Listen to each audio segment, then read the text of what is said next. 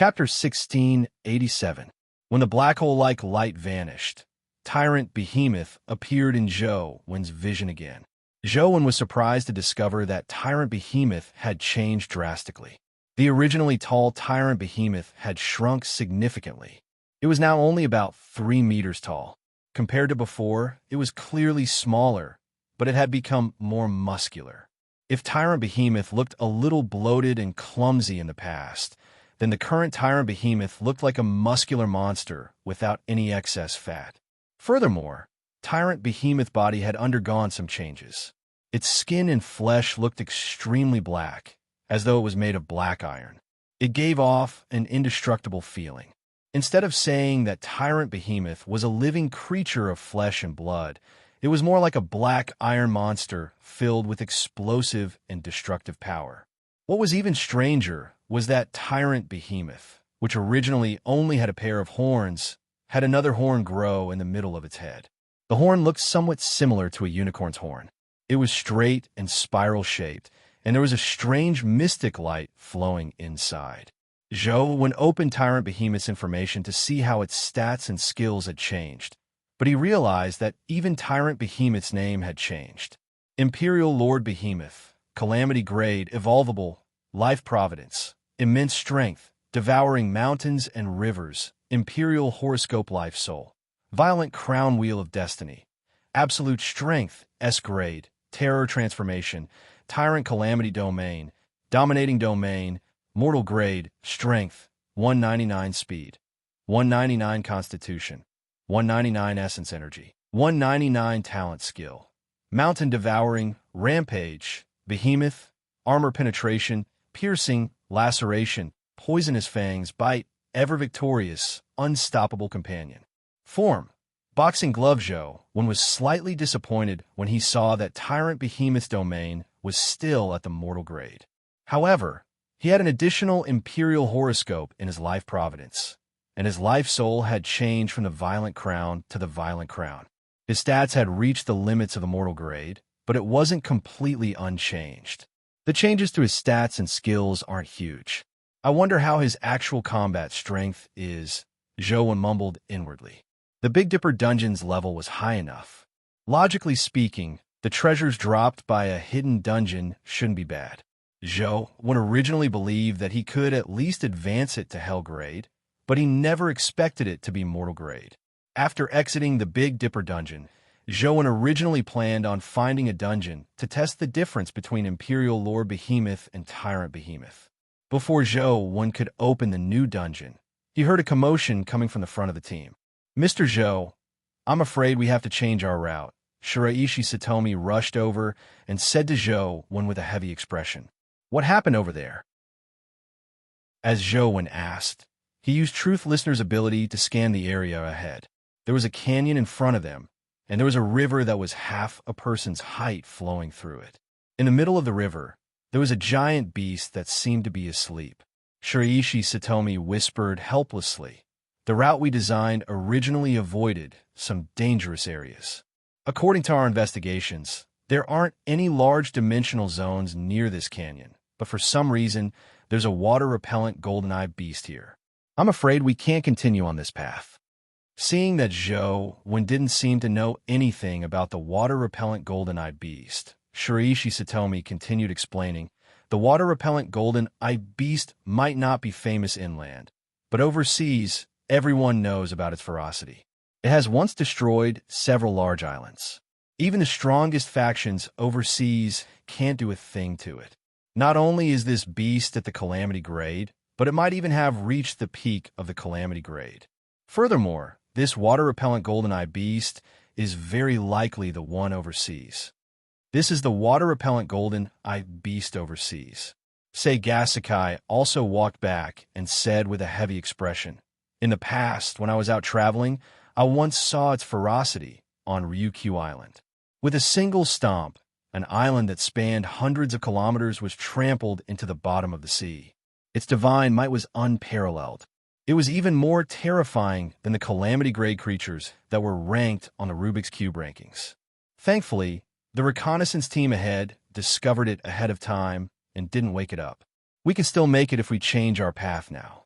However, we will have to walk a few hundred more kilometers before we can circle around this place. What's the water-repellent golden-eye beast type? What abilities does it have? Zhou asked after some thought. Its body is extremely powerful. Back when Ryukyu Island gathered the strength of the island, it didn't dodge at all. Even its scales weren't damaged at all. Furthermore, it has the ability to control the ocean's flow. It can stir up huge waves. I don't know if it has any other abilities, say Gasikai answered after some thought. Then there's no need to change paths. Retreat 15 kilometers and leave it to me. It was rare to encounter a calamity creature that had broken through the seal, so Zhou naturally wasn't willing to let go of such a good opportunity. With Truth Listener, a nearly invincible calamity-grade existence. Even if the water-repellent golden-eye beast was at the heaven realm, it was definitely no match for Truth Listener in terms of physical strength. Mr. Zhou, be careful. Say Gasikai didn't say anything else as he arranged for the Nitin Flying Immortal Palace disciples to retreat in an orderly manner. However, after retreating a few kilometers, the water-repellent golden-eye beast woke up and stood up from the water. Its pair of strange golden crystal-like eyes looked over. The golden light in its eyes was like two small suns. Its entire body was covered in scarlet scales. Its head was like a dragon's, and its body was like a lion's. Its body was more than 10 meters long. Just by standing there, it exuded a terrifying sense of oppression. As its strange eyes swept across them, the Nitin Flying Immortal Palace disciples with weaker mental fortitude were so frightened that their legs went limp. From the looks of it, this beast has long discovered our arrival. It's just pretending to be asleep. Zhou knew that a calamity-grade creature like this had very sharp ears and eyes. How could it not discover them? Although the water-repellent golden-eye beast's aura was terrifying, Zhou was used to seeing powerful calamity-grade creatures. He could roughly guess that this fellow hadn't reached the level of Purple Star-Lord, but it was much stronger than the average mortal stage. It might be a hell-grade, calamity-grade creature. Seeing that the water-repellent golden-eye beast was about to charge over, Zhou summoned Imperial Lord Behemoth with a thought. He could use this water-repellent golden-eye beast to test Imperial Lord Behemoth's combat strength. Being a strength type, Imperial Lord Behemoth had coarse skin and thick flesh. Even if it wasn't the water-repellent golden-eye beast match, it wouldn't be instantly killed. Once it was no match for the water-repellent golden-eye beast, he could just release Truth Listener. After Imperial Lord Behemoth appeared, the water-repellent golden-eye beast that was about to charge over actually stopped in its tracks. It rolled its pair of golden eyes and sized up Imperial Lord Behemoth, as though it felt that Imperial Lord Behemoth wasn't to be trifled with. Upon seeing this, Zhou felt even more assured. He ordered Imperial Lord Behemoth to charge at the water-repellent golden-eye beast. Imperial Lord Behemoth exerted strength with its feet, instantly causing the ground hundreds of meters around to collapse. With a huge sonic boom, it charged at the water-repellent golden-eye beast. Chapter 1688. Emperor Lord Behemoth appeared in front of the water-repellent golden-eyed beast as though it had teleported. Its iron-like claws struck at the water-repellent golden-eyed beast's head. The water-repellent golden-eyed beast roared and didn't dodge. It opened its mouth full of jagged teeth and bit at Emperor Lord Behemoth. Emperor Lord Behemoth was about 3 meters tall. It was slightly taller than ordinary humans, but appeared too small in front of the 10-meter-long water-repellent golden-eyed beast. If this bite landed, most of Emperor Lord Behemoth's body would probably be bitten into its mouth. It might even be swallowed alive. Everything happened in a split second. The disciples of the Nitin Flying Immortal Palace couldn't see what had happened.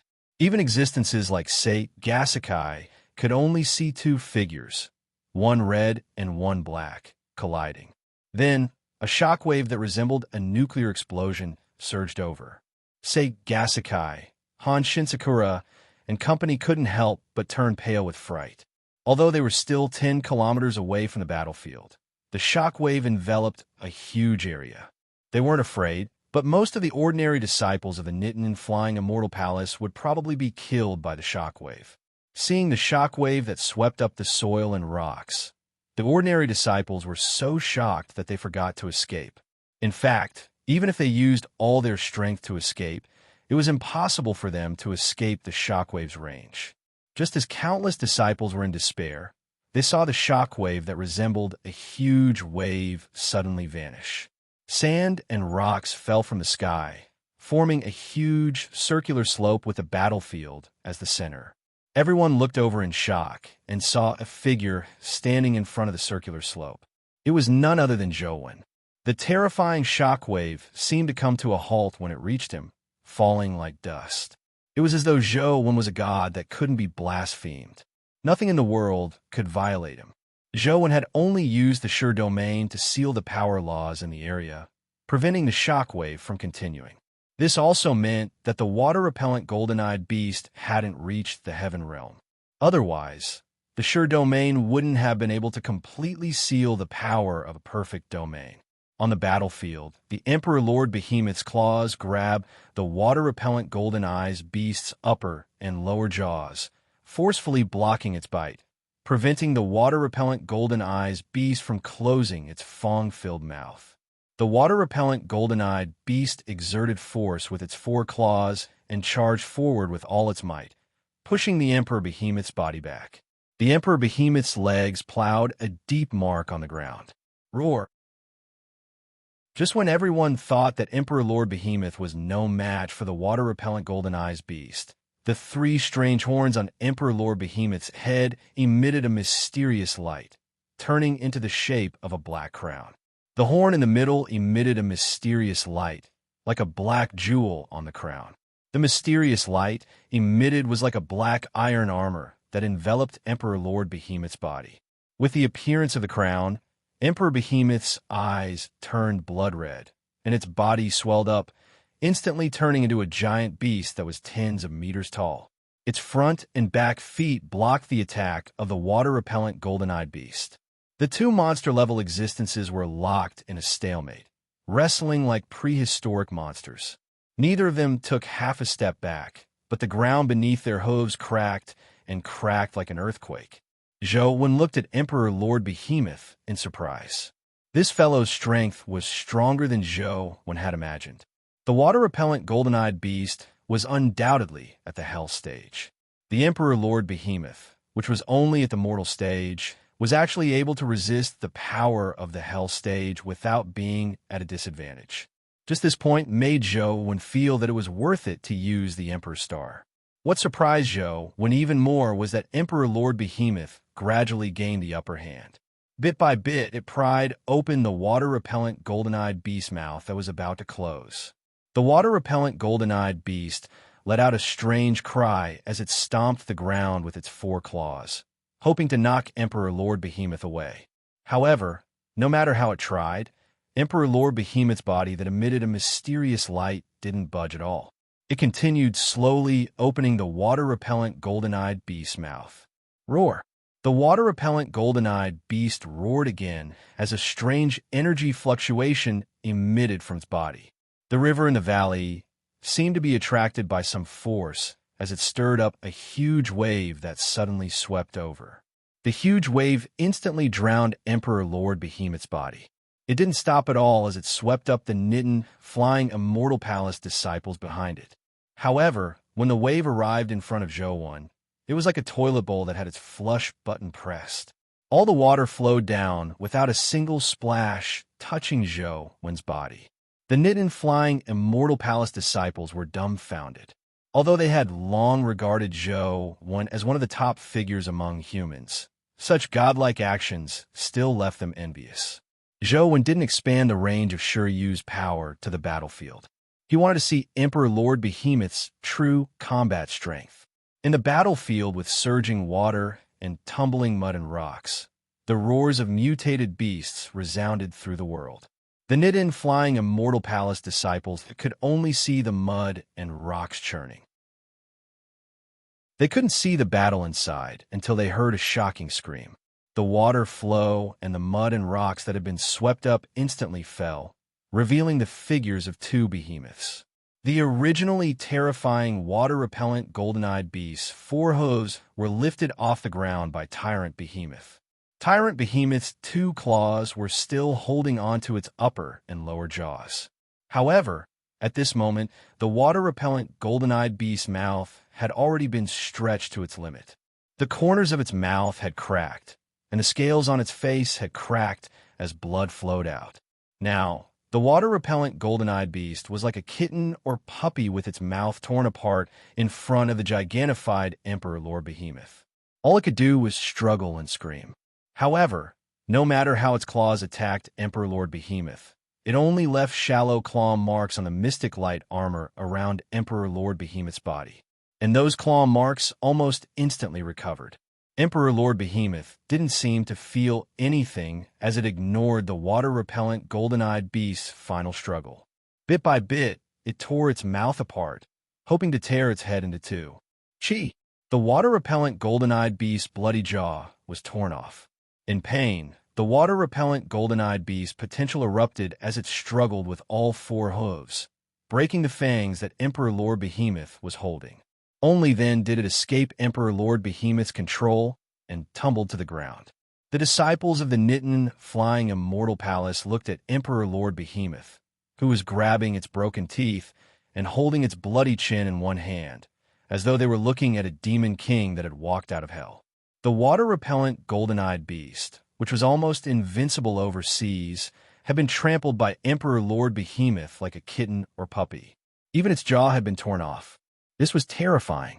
The typical disciple was envious and yearning, but the elders were secretly glad that Han Shinsakura hadn't listened to their opinions and insisted on heading to guide Ancient City. Now, they understood why Han Shinsakura was so insistent. Such a figure and such a companion beast were probably impossible to find even in the 6 families. Zhou thought that the water-repellent golden-eyed beast was probably about to escape. Just as he was about to cooperate with Emperor Lord Behemoth to kill it, he suddenly saw an unbelievable scene. The water-repellent golden-eyed beast didn't escape. Instead, it bent its front hooves and lowered its head at Emperor Lord Behemoth, as though it was kneeling until its forehead touched the ground. Chapter 1689. Everyone saw this unbelievable scene. Even Zhou mouth widened in shock. One had to know that dimensional creatures were very difficult to tame. Ignoring those brainless dimensional creatures, they basically fought to the death. Even those highly intelligent dimensional creatures would self-destruct if they were forced into a corner. Apart from humans with special abilities, it was rare to hear of dimensional creatures being tamed due to defeat.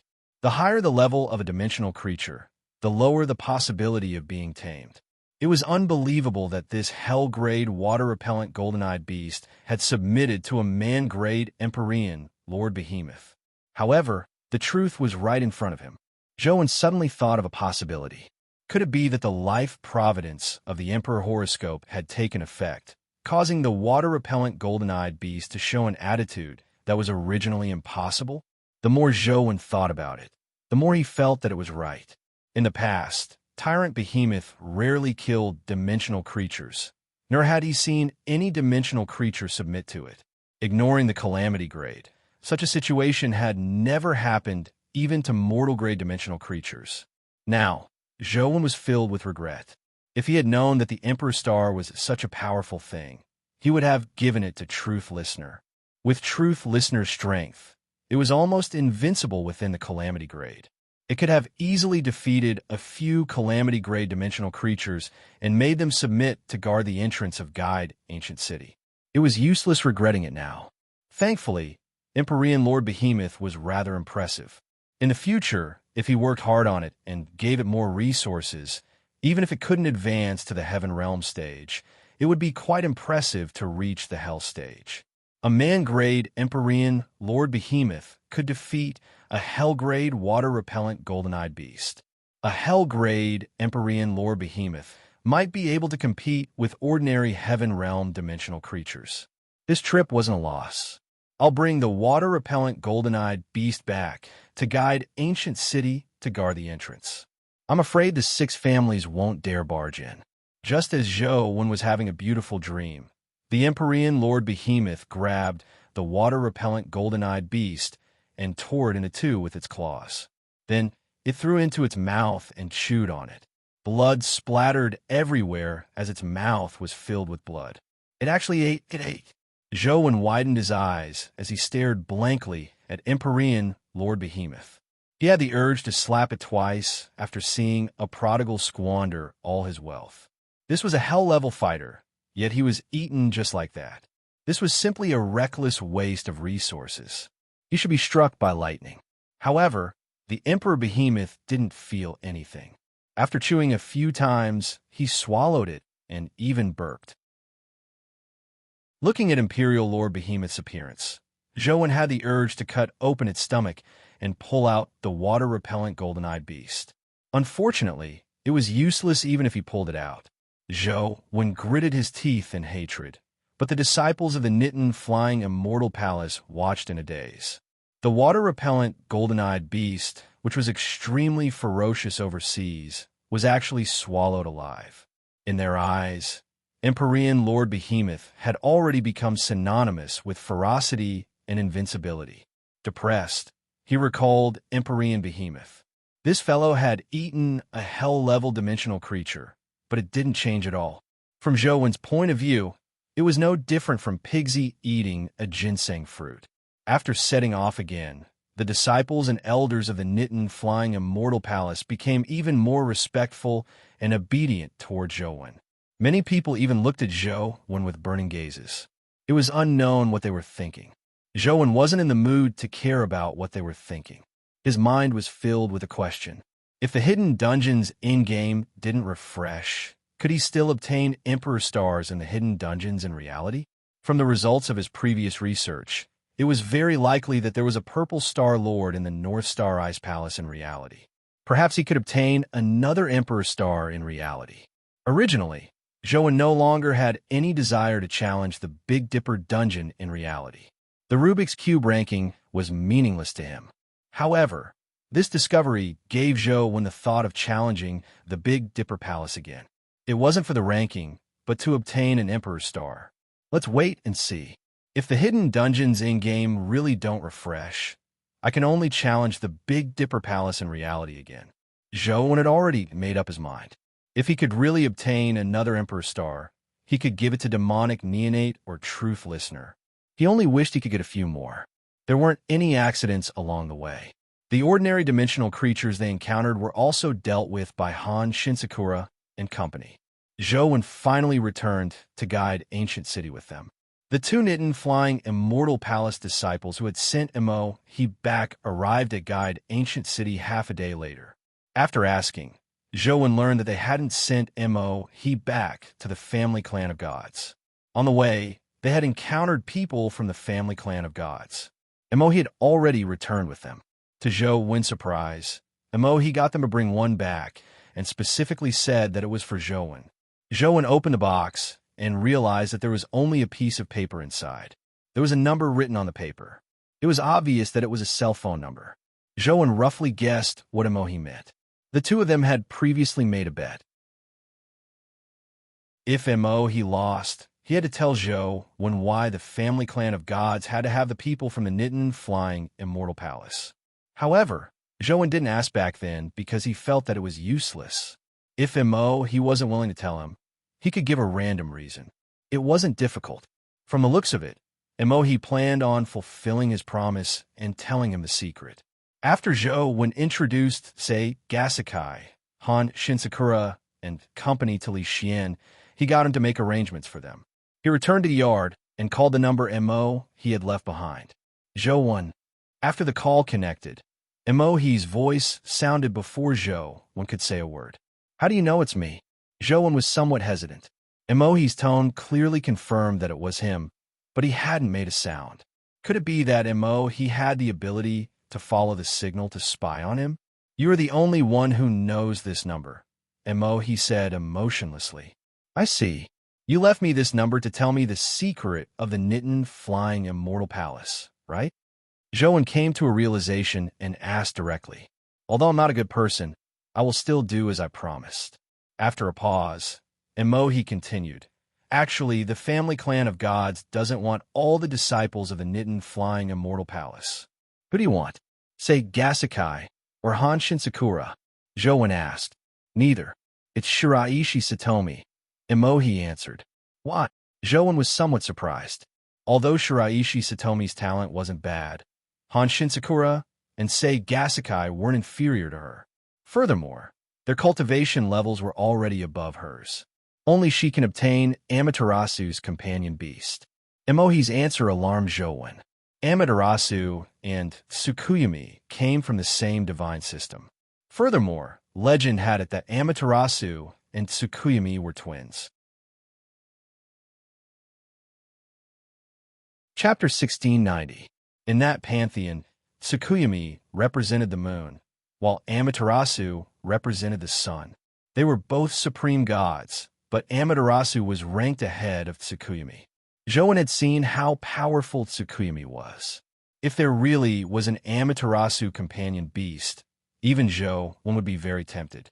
However, Zhouwen was still skeptical about whether there really was an Amaterasu companion beast.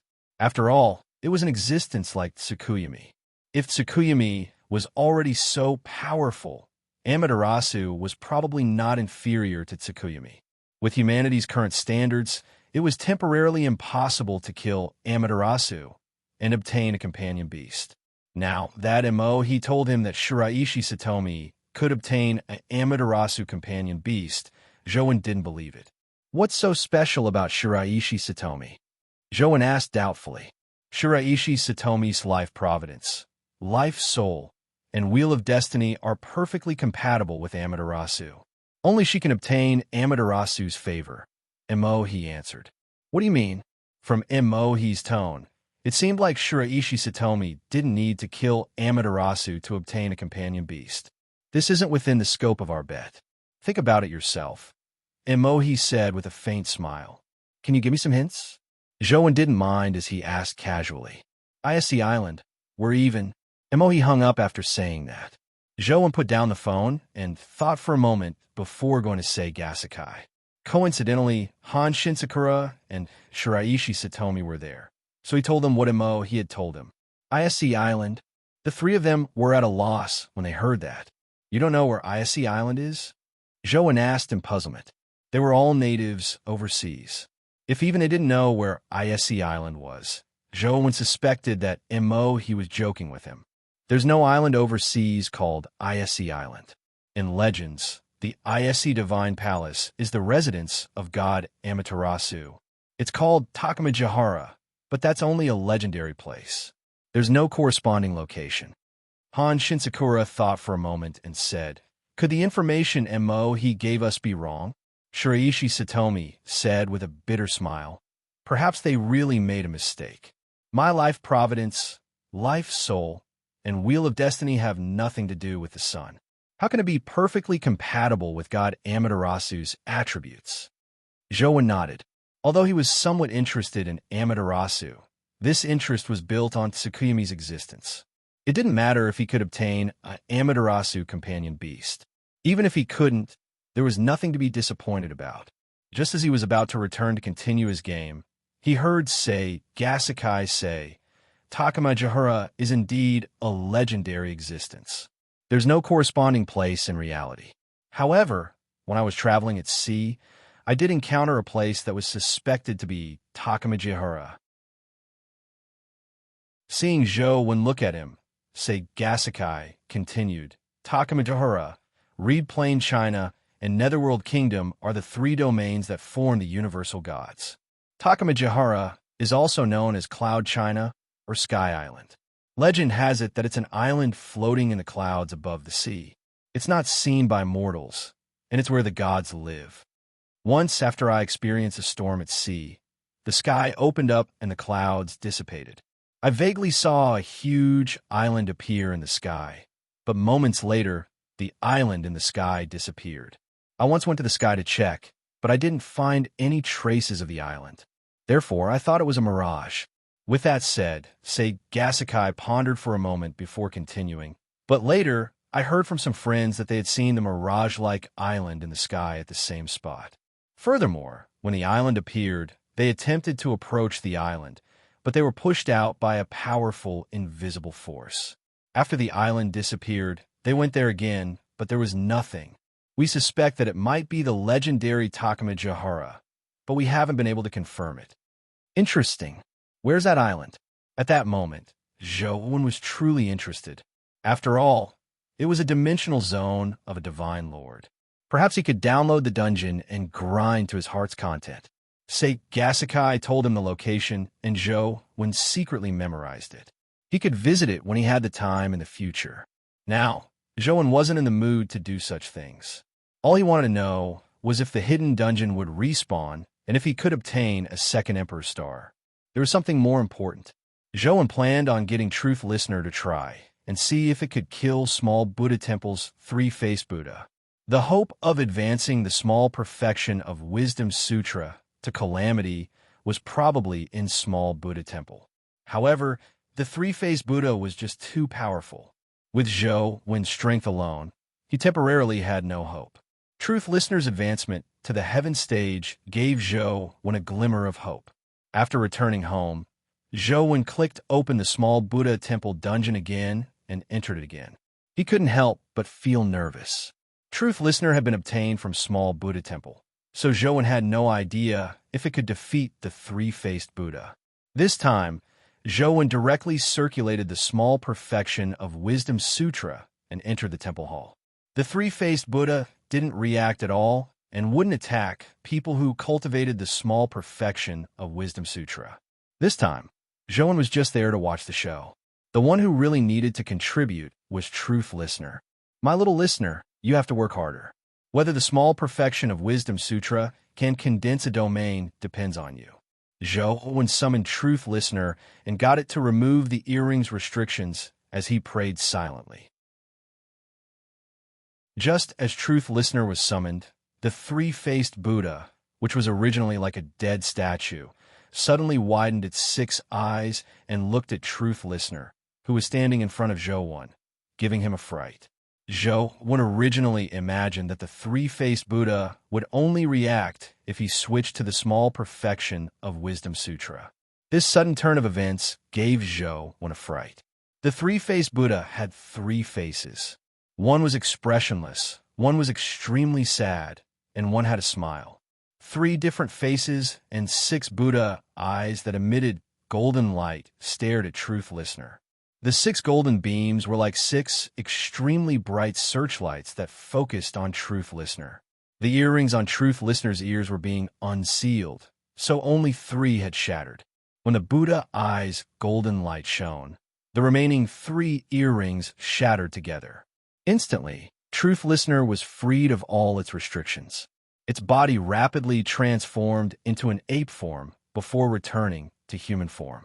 Zhou secretly urged Truth Listener to take action quickly, but Truth Listener stood there motionless. Zhou saw that its expression was ferocious, as though it wanted to shatter the three-faced Buddha with one palm strike, but its body didn't react at all. It's over. Truth Listener is completely restrained by the three-faced Buddha. I should have realized that Truth Listener came from here. The chances of it being able to defeat the three-faced Buddha are slim. Zhou was alarmed. He knew that it was impossible to rely on Truth Listener to kill the three-faced Buddha.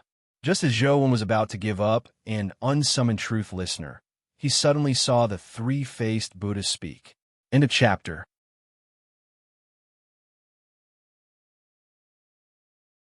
Chapter 1691. Bodhisattva who walks the world, your restraining companion beast, has reached the heaven realm stage. You will receive a reward. With the conversation bar on the phone screen, something flew out from the three-faced Buddha's head and floated in front of Zhou. It was a crystalline, fist-sized, irregular crystal. The crystal emitted a strange, dark golden glow. It looked like a Buddhistic glow, but it was somewhat different. Great Samsara Disc. Zhou was alarmed when he saw the introduction of the crystal. Great Samsara Disc, an item that possesses destructive energy. It can be used to advance to the apocalyptic stage. There are a total of 3, and this is one of them. Zhou was truly alarmed. He had never seen what the apocalyptic stage looked like. It was unimaginable that this item could allow someone to advance to the apocalyptic stage. Can this item directly advance my small perfection of Wisdom Sutra to the apocalyptic stage? Would I be invincible then? Ignoring the fact that I can survive on Earth, even attacking the dimension wouldn't be a dream. Just as Zhou was fantasizing, the three-faced Buddha spoke again. The other two great samsara discs will be obtained by the other two bodhisattvas after their restraining companion beasts advance to the heaven realm stage. Only by gathering all three great samsara discs together and using the power of the three great samsara discs will one be able to advance to the apocalyptic stage. Holy sh*t. So this thing is a defective product. Zhou was depressed.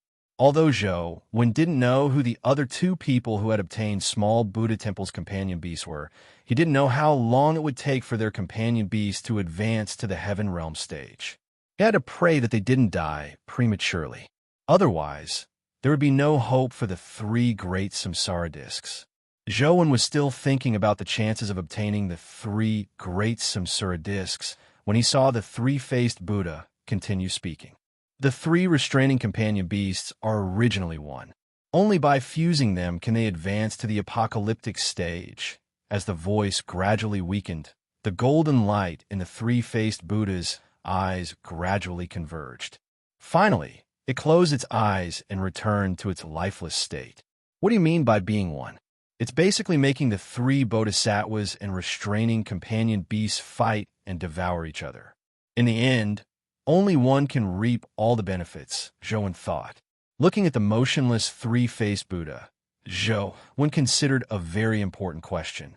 Although the three-faced Buddha didn't say it clearly, it was estimated that one had to be at the heaven realm to be able to use the power of the three great reincarnation discs to advance to the apocalypse realm. The problem was that his great samsara disc was in-game. It was impossible for him to take it out in-game. As for the other two bodhisattvas, even if they could obtain the great samsara disc, it would be in reality. It would be difficult for him to bring the other two great samsara discs into the game, even if he snatched them back.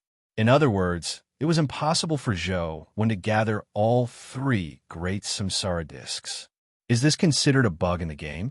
Zhou felt somewhat helpless as he looked at the great reincarnation wheel in-game. Although it was impossible for the small Buddha temple to respawn, leaving the great reincarnation disc here was not a problem. However, just leaving it there was no use. It would only be useful if all three discs were present. I wonder if this thing could be used now. Zhou attempted to use the great samsara disc in-game. He was only giving it a casual try, thinking that he was only at the terror grade and that it was missing. It was impossible for him to really use it. However, to his surprise, the great samsara disc immediately flashed with a dark golden light as it rushed into the blood-colored avatar's body. Then, the blood-colored avatar's entire body was dyed a dark golden color. It was like a dark golden figure of light as the small perfection of Wisdom Sutra circulated crazily. Holy sh*t, that works too. Zhou felt the small perfection of Wisdom Sutra circulate crazily as the great Brahma, in his terror form, automatically appeared. Its entire body emitted a dark golden glow like a destructive fiend celestial. Zhou shared the same feeling as the blood-colored avatar. Now, Zhou felt that the blood-colored avatar was experiencing an indescribable sense of comfort. That's right, it was indeed comfortable. If it were any other primordial energy art that suddenly obtained such immense energy, even if one could barely absorb it, it would definitely be extremely painful. Their bodies were about to explode, so how could they feel comfortable? However, the small perfection of Wisdom Sutra was completely different. Now, Zhou felt comfortable all over as though he had eaten a ginseng fruit. All his pores were filled with joy as though he was floating in the clouds. Ever since he started cultivating, Zhou only had one thought about cultivation. It was bitter. However, today, Zhou's mindset underwent a drastic change. It turned out that cultivation could be so comfortable. Amidst this comfortable feeling, Zhou even heard decadent music. In his mind, He even had the illusion of a beautiful Buddhist maiden circling around him. Could it be that small Buddha temple cultivates the joy Zen? Zhou wasn't just feeling comfortable anymore. He felt like he was about to enjoy himself. Zhou Wen's willpower was firm, so he didn't lose himself in it. However, the feeling was extremely pleasant. Furthermore, Zhou Wen could tell that this wasn't the sky fiend questioning heart, nor was it a test of his willpower. Brahma looked very similar to the three-faced Buddha, but he had 4 faces and 8 arms. The 2 faces on the front and left and right respectively represented the lack of desires, pity, and kindness towards people. Only the face on the back had never been seen from beginning to end. Even Zhou Wen didn't know what the face looked like. He could only sense that the eyes on the face were secretly spying on all life. As the great samsara wheel's power constantly surged in, the dark golden glow on Brahma's body intensified. His head also slowly turned. It was turning instead of turning his head. The face on the back was slowly turning forward, and the face in front was slowly turning back. The face on the front was emotionless, representing the lack of desires. Therefore, he didn't have the ability to take the initiative to attack. This was also why Zhou Wen didn't often use Brahma. It was just too passive. When the face on the back gradually turned, Zhou Wen could already see his side profile. It was an extremely beautiful face. It was hard to tell if it was male or female, but he found it extremely beautiful. Coupled with the faint smile, it made one unable to shift their eyes away from it. They wished they could look at this face for the rest of their lives. However, on that face, there was a pair of evil eyes. Those eyes were also extremely beautiful. However, if one were to look at them for too long, they would feel a chill in their hearts. The longer one looked at them, the more terrified one would feel. If one kept staring at those eyes, they would eventually go crazy from fear. With such a face paired with such a pair of eyes, it was truly hard to fathom. When the face turned to the front, Zhou Wen's comfortable feeling reached an extreme. Then he instantly plummeted from the clouds into the valley.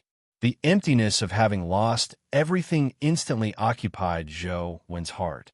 And at that moment, the small perfection of Wisdom Sutra's domain condensed and advanced to the calamity grade. Chapter 1692. The small perfection of Wisdom's calamity domain was somewhat similar to the first order of chaos. They were both changes based on the Terra transformation. When the face behind Brahma turned around, his entire aura changed drastically. Even his strength changed with the change, reaching the calamity grade. It was completely different from the face that had no desires in front of him. When this terrifying face appeared in front of him, Brahma no longer had his previous peace. Even his strength became sharp. Zhou Wen could sense that this power had an extreme destructive nature. However, before he could savor it carefully, Brahma underwent a new change. Zhou Wen was pleasantly surprised. Brahma was actually charging straight for the Hell grade. It wasn't like other essence energy arts that stayed at the mortal stage after advancing to the calamity grade. A treasure that has advanced to the apocalypse stage is indeed different. Even if it's just an incomplete part, the energy it produces isn't something an ordinary domain core can compare with. I wonder if Brahma has a chance of advancing to the heaven realm. Zhou Wen had been paying attention to the changes in Brahma. The insights brought about by the advancement could be said to be a very rare experience. It was probably impossible for it to happen a second time. As the energy increased, the face behind Brahma vanished. The 2 faces on the left and right gradually turned blurry. The original 8 arms also vanished one after another. When the other 3 faces completely vanished, leaving only the beautiful face behind, 6 of the 8 arms vanished, making Brahma look even closer to a human. His beautiful face seemed to have undergone some sort of change as well, becoming even more enigmatic. He seemed to be smiling yet not smiling, angry yet not angry, annoyed yet not angry, worried yet not worried. It was impossible to tell what kind of emotions he was feeling. Only the chilling look in his eyes seemed to become even more terrifying. At this moment, The game also indicated that the Calamity domain had advanced to the Hellgrade, but Brahma continued changing without stopping. Is he really going to rush to the Heaven Realm? Zhou was ecstatic. The Heaven Realm was probably the highest existence among humans. Even the human representatives who had obtained the resources of the dimensional races wouldn't be able to advance to the Heaven Realm in such a short period of time. Pieces of dark gold substance appeared on Brahma's body. Those dark gold substances were clearly the great reincarnation disk's dark gold crystals. The dark gold crystals linked together, forming something like armor that wrapped around Brahma's body. The armor gradually took shape, and even Brahma's face was wrapped in dark gold armor. The edges of the black hole-like wheel of light behind him gradually turned dark gold and crystallized, forming a wheel with a black hole on the inside and a dark gold crystal on the outside. Brahma sat cross-legged and formed seals with his hands. The wheel behind him spun ceaselessly. He was like a god that came from the void, making him even more unfathomable. The great Nirvana domain has advanced to the Heaven Realm. With the in-game notification, Brahma finally stopped changing. This was enough to surprise Zhou. He was originally vexed about using the Great Samsara Wheel, but now he felt extremely happy. It was hard to say if he would be able to obtain the other two great reincarnation plates in the future, but now that he had leveled up to Heaven Realm, it was a huge benefit. As for the fact that without the Great Samsara Wheel, the other two chosen disciples would lose the possibility of advancing to the apocalypse, but that had nothing to do with Zhou. They could only blame themselves for being unlucky. Zhou was interested to know who the two unlucky bastards were. He wanted to know what their expressions would be when they learned that one of the great samsara wheels was gone. Looking at the great nirvana that had advanced to the Heaven Realm, Zhou wanted to test his strength on the three-faced Buddha to see how powerful it was. However, Zhou quickly dismissed this thought. He originally imagined that the three-faced Buddha might be at the Heaven Realm, but since he could produce a treasure like the great samsara wheel that could advance to the apocalypse, Zhou didn't believe that he wasn't at the apocalypse stage. I should head out and find other dimensional creatures to test it out. Zhou glanced at the three-faced Buddha that resembled a statue and left the small Buddha temple dungeon. While Zhou was happily gaming at home, the outside world wasn't idle either. Representatives of various races constantly appeared in the world, displaying their prowess in the Rubik's Cube. Many of them were famous geniuses from the past, but there were also some unknown figures who appeared. Emohi's Rubik's Cube ranking had already dropped to third place, and first place hadn't changed for a long time. The Sun race's representative in the human world, Kalamon, had set a record of clearing all 6 Big Dipper palaces. To this day, no one could surpass him. There were already rumors that Kalamon was a member of the Cape family, but the Cape family didn't admit or deny it. Their attitude was extremely ambiguous. Outside the dimensional zone where the family clan of gods was, a handsome man dressed in golden armor stood. He looked like a sun god. Kalamon, why aren't you staying at the Cape residence? Why are you here? The guards of the family clan of gods guarding the dimensional zone couldn't help but feel nervous when they saw the handsome man. Kalamon's astonishing performance in the Big Dipper Palace had long shocked the entire world. Some people even called him the strongest human expert. I want to see Emohi, Kalamon said calmly. His voice was gentle, but it had an irresistible majesty. When the guard heard that, he subconsciously turned around to look for Emohi. Kalamon, can't you wait to decide the victor with me? Mo walked out of the dimensional zone and said to Kalamon. Emohi's injuries had already healed. It was impossible to tell that he had been severely injured not long ago. Kalamon shook his head and said, although you are very strong, I've never treated you as an opponent. I'm here to ask you an answer. What answer? Emohi didn't mind the arrogance in Kalamon's tone. Do you know how to ascend the ISC Divine Palace? Kalamon didn't stand on ceremony and asked directly. So what if I know? So what if I don't? Emohi asked. I'll make a bet with you. If I win, tell me how to ascend the ISC Divine Palace. Kalamon still looked high and mighty. How do you want to bet? Emohi knew that since Kalamon had come knocking on his door, he definitely had a source. Even if he denied it, he wouldn't let the matter rest so easily. Whoever clears the Big Dipper Palace first wins, Calamon said. Are you confident of clearing the Alcade Star Palace? Emoji frowned slightly. The Alcade Star Palace was also known as the Army Destroyer Star Palace. The long steps in front of the Star Palace's door could eliminate all essence energy. No matter how strong a cultivator was, they would become trash without essence energy once they entered the Star Palace. Therefore, no one had been able to break through it. It could be broken at any time, Calamon said indifferently. End of this chapter.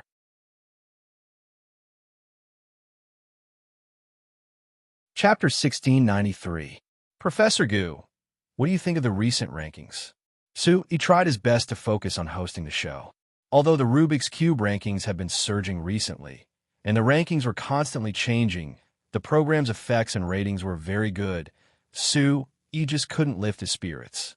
Professor Goo continued, currently, those who can enter the top 10 the Rubik's Cube rankings are all strong individuals who can break through the 5th Star Palace.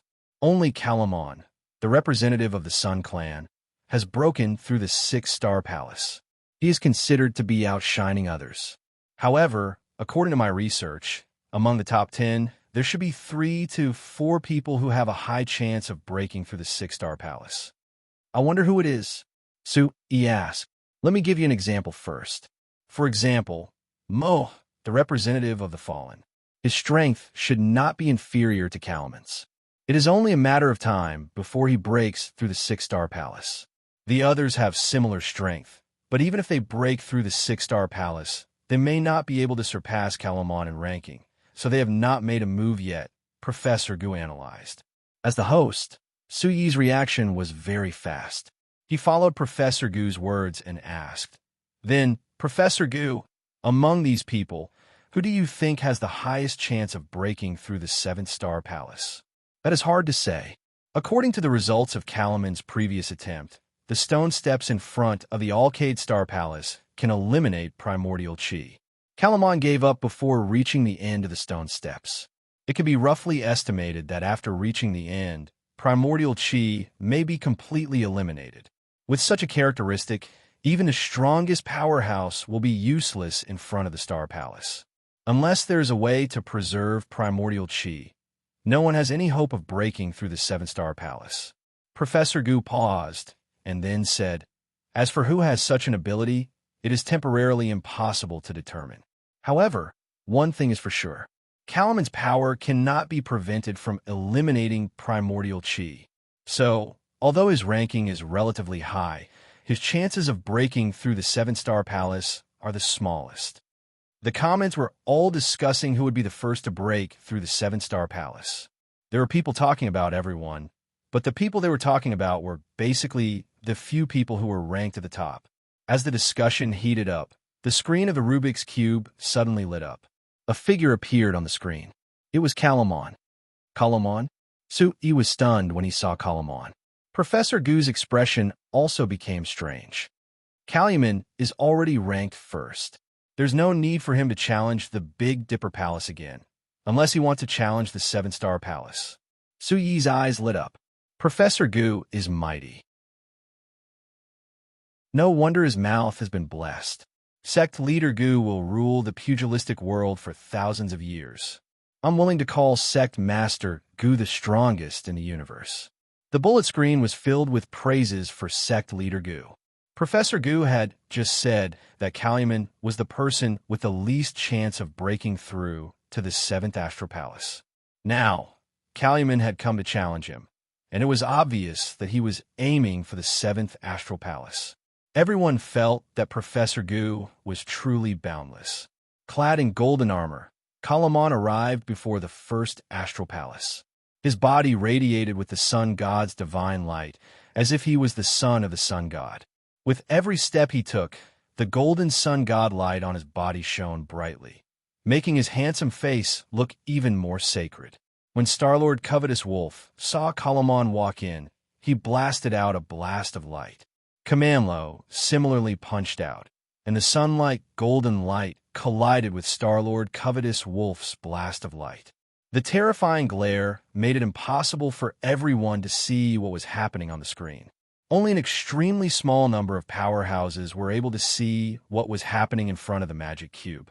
They knew that in that instant, Kalomon and Star-Lord Covetous Wolf had already punched out countless times. Their speed had already reached the speed of light, and the average person would not be able to see their movements. As for the broadcast, it was completely filled with glare.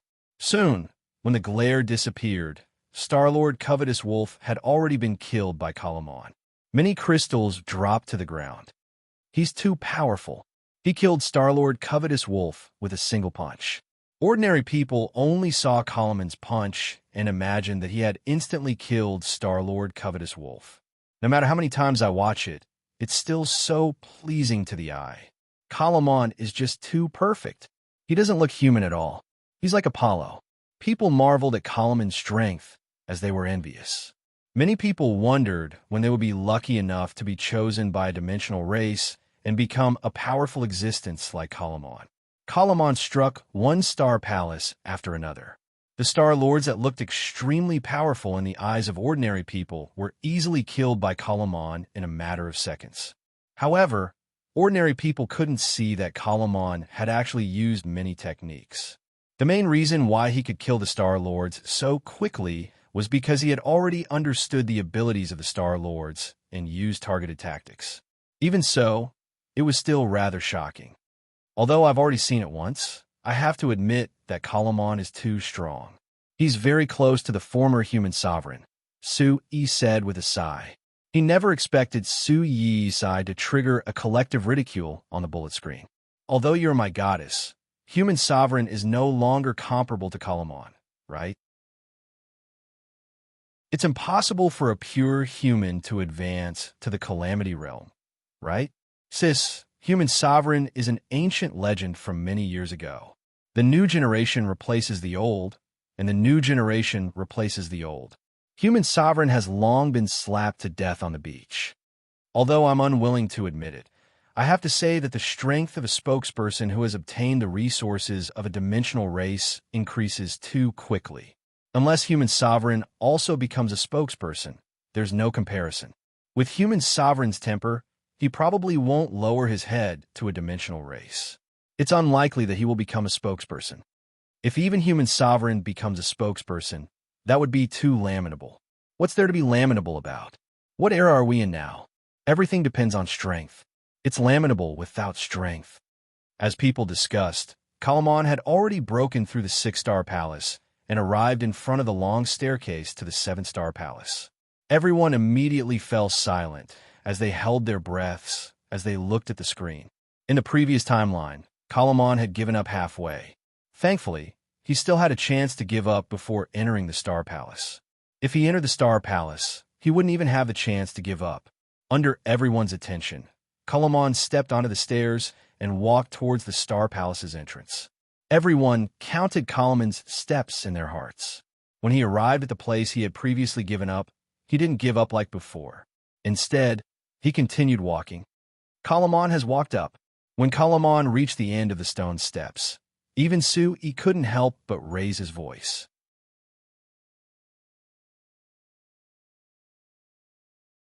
Chapter 1694. Professor Gu felt a little embarrassed. Kalomon walked up the stone steps, and the sunlight, golden divine light on his body was still as resplendent as before. Anyone could see that Kalomon had found a way to restrain the elimination of Yuan Qi on the stone steps and had not lost his Yuan Qi. Under the attention of everyone, Kalomon pushed open the door of the Alcade Star Palace. It was like an unknown new world, attracting everyone's attention. Inside the Alcade Star Palace, starlight flashed, and Vanquisher stood in it like a god. Kalomon did not have the slightest fear. The golden divine light on his body rose like flames, and he stepped on the air toward Vanquisher. His steps were steady, not as fast as when he was in the other star palaces. After all, Vanquisher was an unknown Star Lord, and he had only obtained some information from the Sun Holy Temple. Furthermore, it was just speculation, and it might not be completely accurate. Vanquisher's eyes suddenly opened, and his originally calm, aura suddenly turned murderous. His body moved like a phantom as he charged toward Calamon. Calamon did not back down and actually met him head-on. Starlight shot out, and the sun was dazzling. The screen was dazzling, and it was impossible to see what was happening.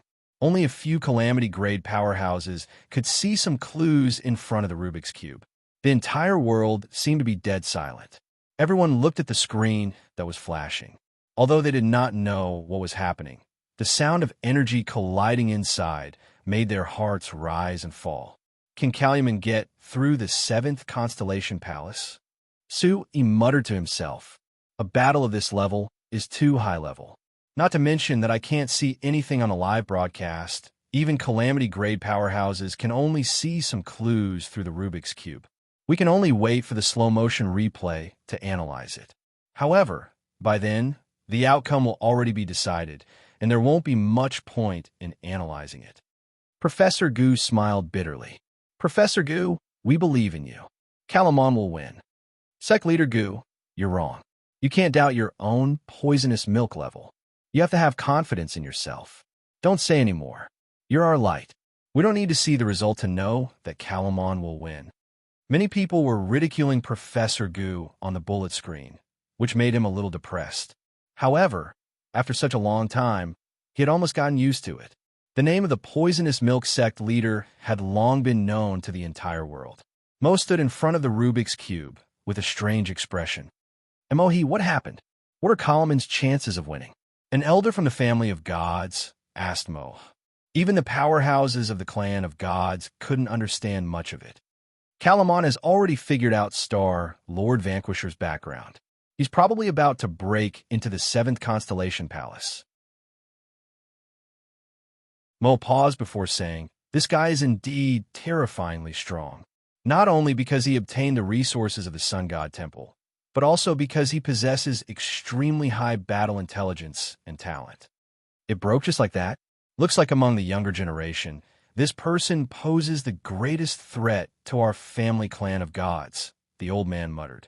Mo didn't retort, but another figure appeared in his mind. Although Calamon was indeed very powerful, he still felt that that person was even more terrifying. Time ticked by, and when everyone could finally see the scene on the screen clearly, only Calamon, who looked like the son of the sun god, was left standing in the Star Palace. It took him less than 6 minutes to break through the 7-star palace. He's really strong. Calamon is truly invincible. He's undoubtedly the strongest human expert at this stage. Damn it, the Cape family is really lucky. They clearly have the backing of the Divine Sovereign Temple, but they actually have a spokesperson for the Sun God Temple. This is too ridiculous. Amidst everyone's exclamations, Calamon walked to the teleportation array and was teleported out of the Big Dipper Palace.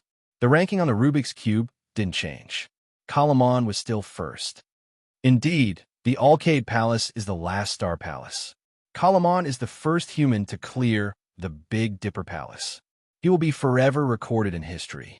Even if someone else clears the 7th Constellation Palace in the future, they won't be able to shake his position. After all, the first one is the most difficult, Professor Gu sighed. Although Sue was very excited, she felt a little disappointed. She hoped that the person in her heart would be the first to clear the Big Dipper Palace. Are pure humans really going to be eliminated by the times? Sue sighed inwardly. Joan didn't pay any attention to this matter. At that moment, he was immersed in the terrifying abilities of Brahma. The Heavenly Realm's Brahma was completely different from when he was at the Terragrade. If the Brahma formed from the Terragrade was a god that pitted the world, then Brahma was a god that wanted to destroy and purify the world when the world was already dead. They were both gods, but the difference between the two was like night and day. Now, not only did Brahma possess destructive power, but he could also fuse with Zhou Wen's body, allowing him to use his strength. In-game, after the blood-colored avatar fused with Brahma, its appearance was that of Brahma's dark gold armor. It gave off a mysterious and extremely powerful feeling. In particular, the black hole-like wheel of light behind him made the dark gold armor appear illusory, as though it didn't belong to the mortal world. Just as he was admiring the power of Brahma after the fusion, his phone suddenly rang.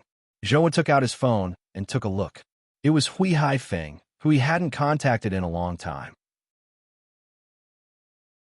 Junior brother, what have you been busy with recently? Why didn't you contact me more?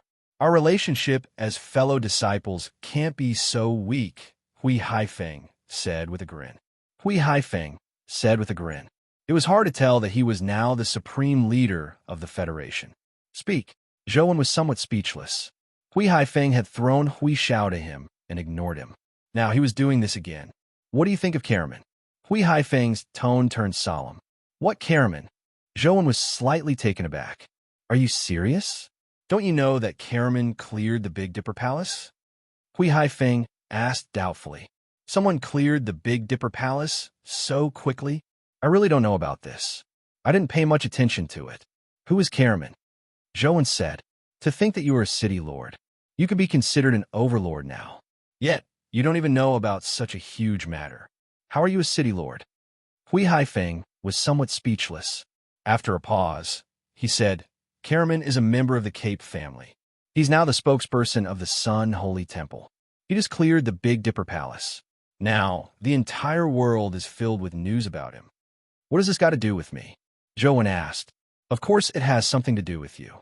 Look at the rankings. The top 10 are all representatives of dimensional races.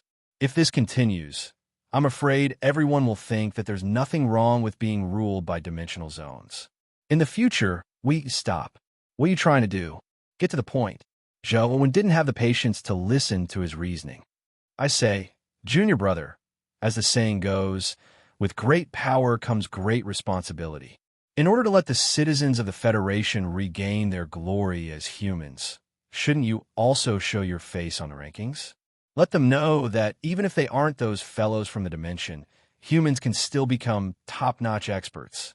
Hui Haifeng moved him with emotion and reason, giving a touching speech.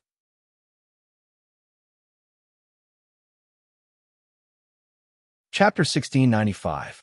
Zhou originally had the intention of entering the Big Dipper Palace in reality. The two of them hit it off, so Zhou didn't decline Hui Haifeng's offer. The Big Dipper Palace in-game had already been refreshed. Zhou grinded it again, but just as he expected, the North Star's Lore Polaris didn't respawn.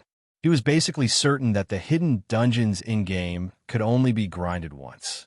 If he wanted to obtain the treasures in the hidden dungeons, he had to think of a way in reality. If Zhou had some hesitation previously, afraid that he wouldn't be able to last until Truth Listener defeated Purple Star Lord, Brahma's advancement to the heavenly realm had completely dispelled such worries. Now, Zhou was considering what identity he should use to enter the Big Dipper Palace. With Zhou's identity, he would definitely become the focus of various factions in the future. The various races of the dimension would probably treat Guide Ancient City and him as a thorn in their side. They would think of all means to get rid of him. Therefore, after some hesitation, Zhou decided to challenge the Big Dipper Palace as human sovereign. Furthermore, this identity had high prestige among humans, so it was very suitable. Tian, please bless me. Let me get another Emperor's Star. Zhou kept thinking about the Emperor's Star. It could add a life providence for no reason, making it suitable for any companion beast. Hui Haifeng headed straight for the Rubik's Cube. He wanted to strike while the iron was hot. Before the Kalamon incident caused any more influence, he wanted to destroy it. Professor Gu, Kalamon has become the first person to clear the Big Dipper Palace, and the 2nd to 10th place have not even been able to clear the 6th Constellation Palace. I'm afraid there's a high chance that the reward for clearing the Big Dipper Palace will go to Kalamon. He chatted with Professor Gu on the show. Professor Gu nodded slightly and said, although everything is still unknown before the countdown of the Rubik's Cube ends, based on the current situation, it will be difficult for anyone to surpass Kalamon in a short period of time. Even if someone can also clear the Big Dipper Palace, it won't be easy to surpass Calumet in the rankings. As Professor Gu was speaking, he suddenly noticed that the Rubik's Cube screen lit up again. Someone wants to challenge the Big Dipper Palace again? Who could it be? Emohi or someone else? Everyone who was watching the show was slightly stunned, and then they became excited again. Entering the Big Dipper Palace at this time is clearly for Kulamon. He's trying to pick a fight. However, to be able to stir up trouble like this, it must be someone with extraordinary strength. At the very least, it must have the strength to break through the Big Dipper Palace. Who could it be? While everyone was talking, a white shadow appeared on the Rubik's Cube screen. The pure white silhouette was like a god wrapped in holy light. Although it was impossible to see what the person in the silhouette looked like, many people immediately recognized who it was. Holy shit, the human sovereign is out. F*CKU. Is the human emperor here? What was he trying to do? Barging into the Big Dipper Palace? Fortunately, I didn't give up. You're finally here. Human sovereign, you're finally here. Why are you so excited? For the human sovereign to come here, it means that he's definitely a calamity great existence. If he doesn't become a spokesperson and doesn't have the help of the dimensional resources, do you think a pure human can advance to the calamity grade so quickly? Sai, that makes sense. I'm afraid the current human sovereign is no longer the human sovereign of the past. There was a lot of discussion, and the bullet screen was so densely packed that it was impossible to see what was written. It was clear that the human sovereign had not been completely forgotten. He had just been silent for too long. Did the human sovereign choose to enter the Big Dipper Palace at this time to do something? What do you think, Professor Gu? When Su-Yi saw the human sovereign enter the Big Dipper Palace, his entire being seemed to have changed, and he appeared very energetic.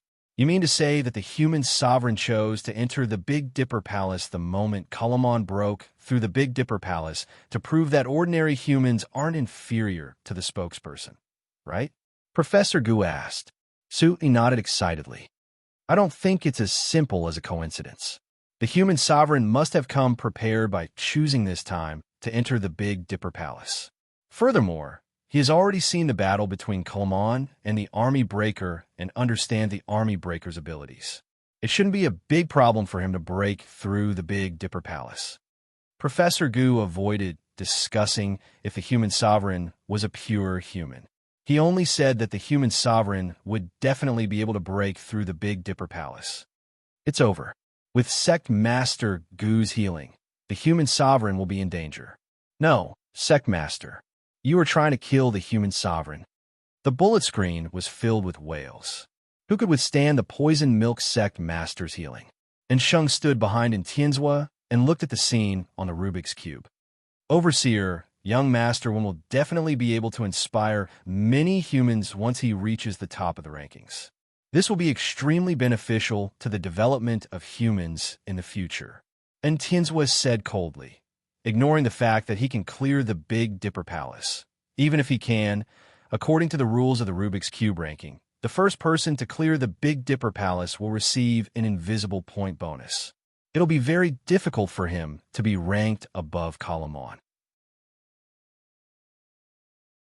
If he is calm enough and studies the Army Breaker's abilities, he might have a chance to defeat him in the most perfect way. He's already so old, but he's still so rash. Perhaps young Master One is already confident, and Sheng mumbled. What confidence? I think he's just being hot-headed. And Tianzua snorted, but his eyes kept staring at the screen. There seemed to be some anticipation in his eyes. Human Sovereign actually appeared at this moment. Things have become interesting. In front of the Rubik's Cube in the Zhang family compound, Zhang Chunxiu and Xia Luchuan were also watching. Is human sovereign still a pure human? Xia Luchuan stared at the screen with interest, but unfortunately, he couldn't even see what the person inside looked like. We'll know soon, Zhang Chunxiu said indifferently. The various factions were paying attention to human sovereign. Instead of saying that they wanted to know if human sovereign could clear the Big Dipper Palace, it was more accurate to say that they wanted to know if human sovereign had become a spokesperson. Zhou appeared in his terror form. In fact, he had already fused with Brahma, but he didn't plan on using Brahma to fight. Under everyone's expectant gazes, Zhou pushed open the door to the Star Palace and summoned Truth Listener. Everyone was taken aback. They never expected human sovereign to summon a companion beast to fight.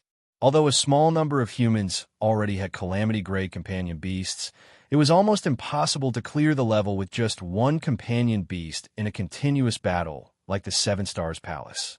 Furthermore, fighting on the Rubik's Cube allowed everyone to watch the battle process. Using too many companion beasts was equivalent to showing one's trump card to one's enemy. Therefore, unless necessary, very few people use companion beasts.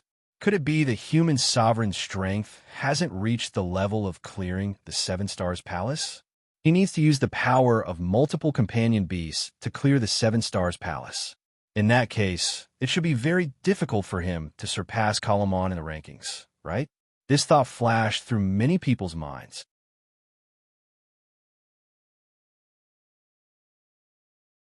Chapter 1696. A humanoid companion beast? It looks so cool. Truth Listener, which Zhou had summoned, had already removed the restrictions on its 6 earrings. It appeared in the Star Palace in human form. Its handsome and wild appearance immediately attracted the attention of many people. Even in this era where natural disasters occurred, humanoid companion beasts were still very rare existences. Before anyone could carefully admire Truth Listener's appearance, Truth Listener had already appeared in front of Star-Lord Greed in an instant. Light bloomed on Star-Lord Covetous Wolf's fist, but before he could blast out the blast of light, Truth Listener slapped him to the ground along with the blast of light. It exploded as all sorts of essence energy crystals fell to the ground. Most people couldn't see Kalaman's battle process, but everyone could see Truth Listener's slap that blasted Star-Lord Covetous Wolf apart. This was because the action was too simple, direct, and lacking in technique. Holy sh*T, what the hell is this? This companion beast is way too cool. If he were a real human, I would definitely marry him. He killed Star-Lord Greed with a single slap. This companion beast is comparable to Kalaman. It's no wonder Human Emperor dares to barge into the Big Dipper Palace. Holy sh*T, is this Star-Lord Greed fake? He's a calamity-grade creature after all. He was slapped to death just like that. The entire world instantly exploded. Su-E said agitatedly. As expected of Human Emperor, just a companion beast is already so powerful. I wonder how powerful he is. I'm really looking forward to seeing him personally take action. Professor Gu continued. Your anticipation might not last long. This companion beast is indeed extremely powerful, but it's obvious that he's a strength-type melee companion beast. It shouldn't be difficult for him to deal with Star-Lord Greed and Star-Lord Colossal Gate. However, when it comes to Star-Lord Lucen in the Third Star Palace, this companion beast will be restrained. Human Emperor will need to take action himself or summon a new companion beast. As people discussed, Zhou had already brought Truth Listener to the Second Star Palace. Just as Professor Gu had predicted, Truth Listener effortlessly smacked Star-Lord Colossal Gate to death. Everyone could clearly see that Star-Lord Colossal Gate had no way of fighting back. Now, I want to know how Human Emperor will deal with Lord Lu Siyuan. Will he do it himself, or will he summon a new companion beast? Professor Gu said. After hearing Professor Gu's explanation, everyone began to look forward to it. They discussed whether Human Emperor would take action himself or summon a new companion beast. Some people looked forward to seeing Human Emperor's glory, while others hoped to see Human Emperor display more powerful companion beasts. However, after Human Emperor walked into Lutsuan Star Palace, he didn't summon any companion beasts. Professor Gu said, from the looks of it, Human Emperor plans on taking action himself. I wonder what kind of power or strategy he will use. However, as long as Human Emperor takes action, we can roughly tell if he has advanced to a calamity with a pure human body. Before Professor Gu could finish his analysis, Truth Listener went forward and slapped Lord Lu Siyuan. Explode, explode, explode.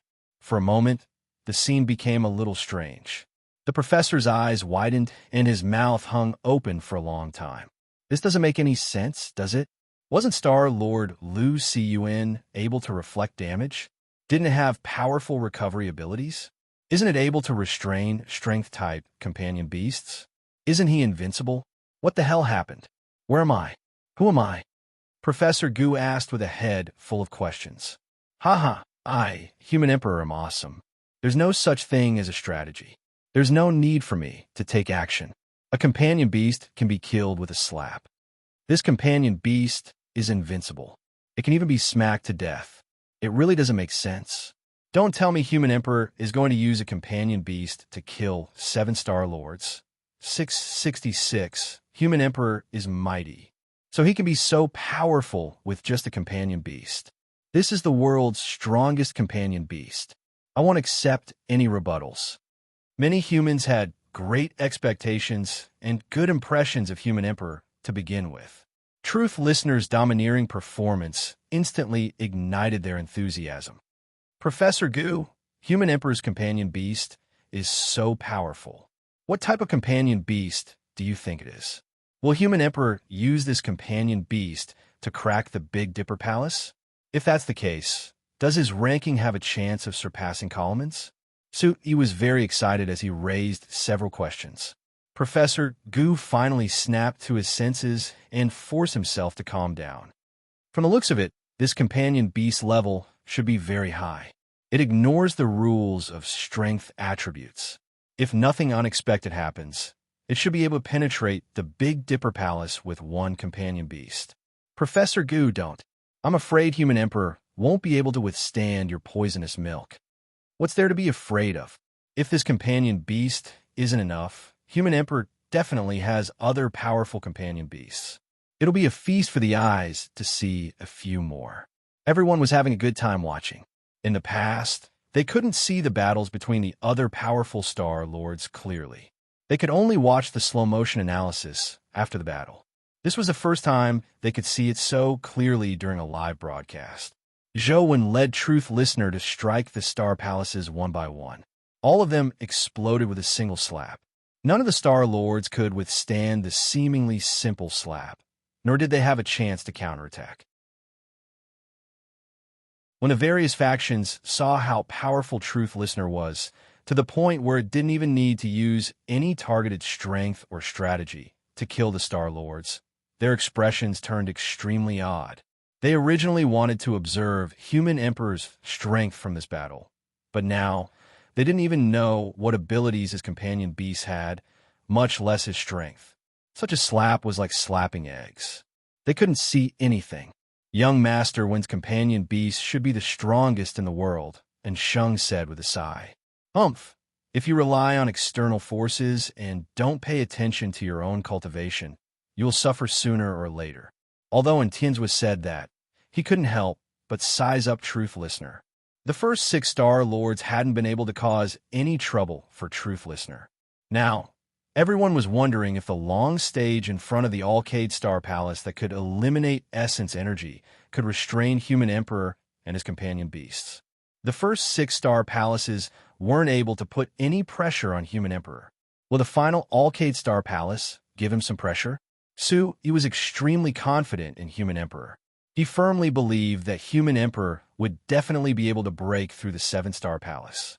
He only wanted to know if the long stage could cause Human Emperor some trouble. In theory, the long stage can eliminate essence energy. Even if that companion beast strength is invincible, it's still an essence energy creature after all. It will definitely be restrained at the long stage. If Human Emperor doesn't have a way to restrain the long stage, I'm afraid this stage won't be easy. However, since Human Emperor dares to come, he must be prepared. I believe he has the ability to restrain advanced beasts. Then, all he needs to do is unsummon the companion beast and summon it after he completes the advanced stage and enters the Star Palace. That will solve all the problems. Professor Gu analyzed the strategy that Zhou might use. I think I saw a friend tip the Alliance leader, but I didn't see a notification. What's going on? End of this chapter.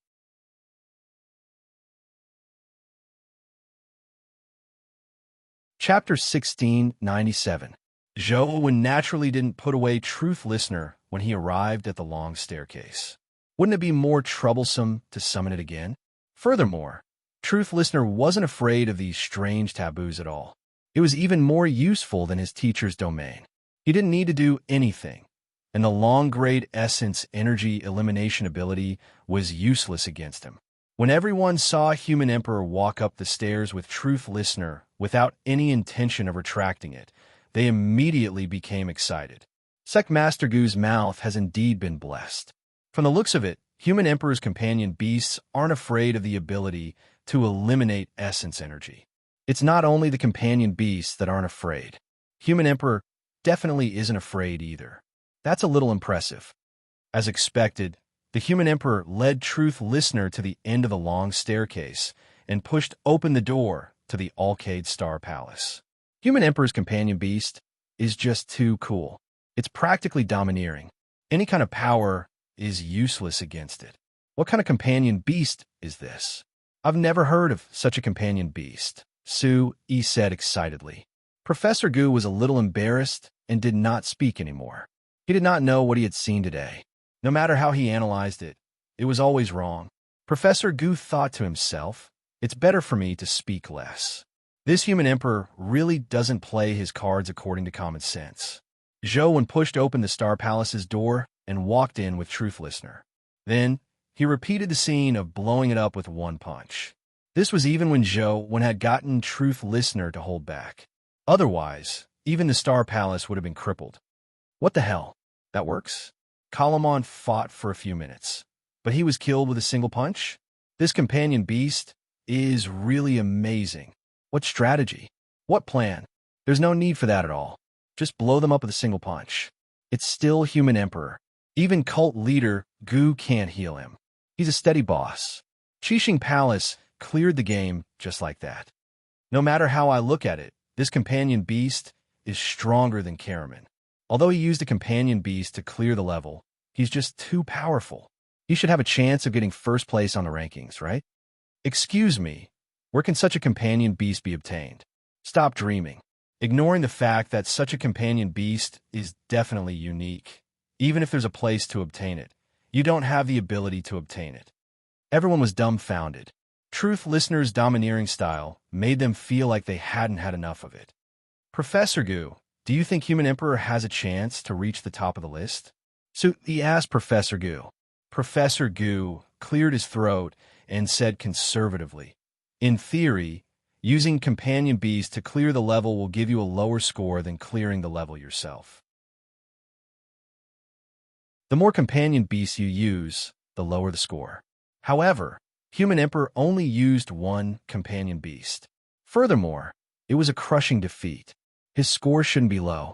He has a high chance of competing for first place. As he spoke, Professor Gu could no longer restrain himself. He continued, however, the human sovereign has already seen the abilities of all the stellar venerates. The difficulty of clearing the stage will definitely not be as high as Kalaman's, who cleared the 7th Astral Palace on his first attempt. If the human sovereign was the first person to clear the 7th Astral Palace, he would definitely rank first. As for now, there is still some suspense. In other words, Professor Gu was implying that although Human Emperor's companion beast was very strong, he had taken advantage of Kalamon. He hadn't cleared the unknown Star Palace by himself. That's not right. In any case, it's all a matter of one punch. Even if I haven't seen Kalaman's clear, Human Emperor can still easily clear it. I bet that Human Emperor will definitely make it to the top. It's indeed a pity. If only Human Emperor had appeared earlier. Just as everyone was discussing if Human Emperor could reach the top of the rankings, they saw Human Emperor arrive in front of a mini star in the Star Palace. Truth Listener reached out to push the mini star, causing it to spin. What is he doing? It wasn't just the ordinary people. This time, even the people from the various factions were puzzled. They didn't know why Human Emperor wasn't leaving after clearing the stage. Instead, he was pushing the mini star. What's Junior Brother doing? Hui Haifeng was already very satisfied with Zhou Wen's performance. Although he hadn't taken action himself, it was already very commendable for him to use a companion beast to suppress Kalamon. Amidst everyone's puzzlement, the mini-star's entire body shimmered with blue light. It transformed into a blue beam of light that shone on the teleportation array, dyeing it icy blue. Holy sh*T, what's Human Emperor doing? What's going on? No way. Could there be something fishy about the Big Dipper Palace? Many people widened their eyes as they watched the magical changes in the Star Palace. When Zhou walked into the teleportation array with Truth Listener, the scene on the Rubik's Cube changed to the North Star and the Ice Palace. Heavens, there's actually a star palace? Holy SH asterisk T, there's a hidden star palace. How did Human Emperor know? Instantly, there were bullet comments everywhere on the internet. A series of question marks flooded the screen. Professor Gu was dumbfounded. He had just said the Human Emperor hadn't cleared an unknown star palace by himself. But in the end, he came to a star palace that no one knew about. Now, Professor Gu wished he could slap himself twice. He regretted saying that last sentence. This Astral Lord looks so cool. What Astral Lord is this? Lad, you don't like to study, right? It's obvious that you're uncultured. The Big Dipper corresponds to the North Star, and the North Star has the name Purple Palace. I'm guessing that this star palace should be the Purple North Star Palace. His Majesty is indeed an extraordinary person who knows everything about astronomy and geography. He must have used the Purple North Star number to analyze the existence of the hidden star palace. I'm more and more impressed by him. This is the human sovereign. There's no need to personally enter the star palace. He can divine the hidden star palace with just a pinch of his fingers. That's how confident a cultured person is. Many people were about to treat Human Emperor as a myth, but they didn't know that Zhou didn't know anything about the Purple North Star number. Human Emperor actually knows the Purple North Star number? Zhang Chuanxiu wore a look of shock. The Purple North Star number was also known as the number one divine number in the world, or the study of emperors. The Zhang family also studied the Purple North Star number, but there weren't many people who were truly proficient in it. Human Emperor actually knew it, and it looked like he was very proficient in it. This surprised him. To be able to deduce the existence of the hidden star palace from the layout of the many stars in the star palace. It was impossible to find the star that activated the hidden dimensional zone from the countless mini-stars without knowing the Purple North Star number. What doesn't this fellow know? Xiao Youchuan's face was filled with envy and hatred. In the Wang family, Wang Lu wore a look of worry as she prayed silently. Please don't let anything happen to him. Compared to the curiosity others had about the hidden star palace, Wang Lu was more worried about Zhou safety. She had long known that Human Emperor was Zhou Wen. The dangers of the hidden star palace are unknown. Young Master Wen is too careless. And Sheng also wore a look of worry. And Tianzhua didn't say a word, but his eyes were filled with worry.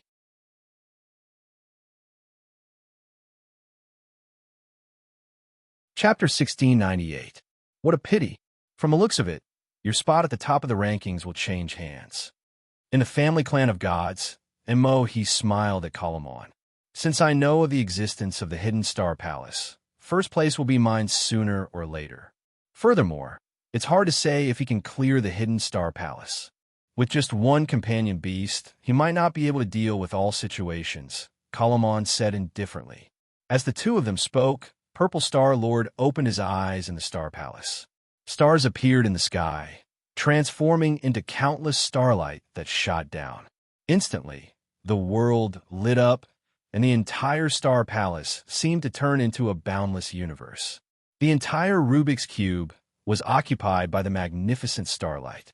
Kalamon, who had been calm a moment ago, suddenly had a change in expression. Such an aura and strength was definitely not something the Star Lords of the Seven Star Palaces could compare with. Great heavenly cycle stellar array. Zhang Chuanxiu, who had always been calm, cried out involuntarily. Even low-level ordinary people could tell that this Star Lord was very different when they saw the power that resembled the primordial chaos of the universe. Under the aura of the great heavenly cycle stellar array, ordinary people felt as insignificant as ants. Despair spread in their hearts through the screen. Boom!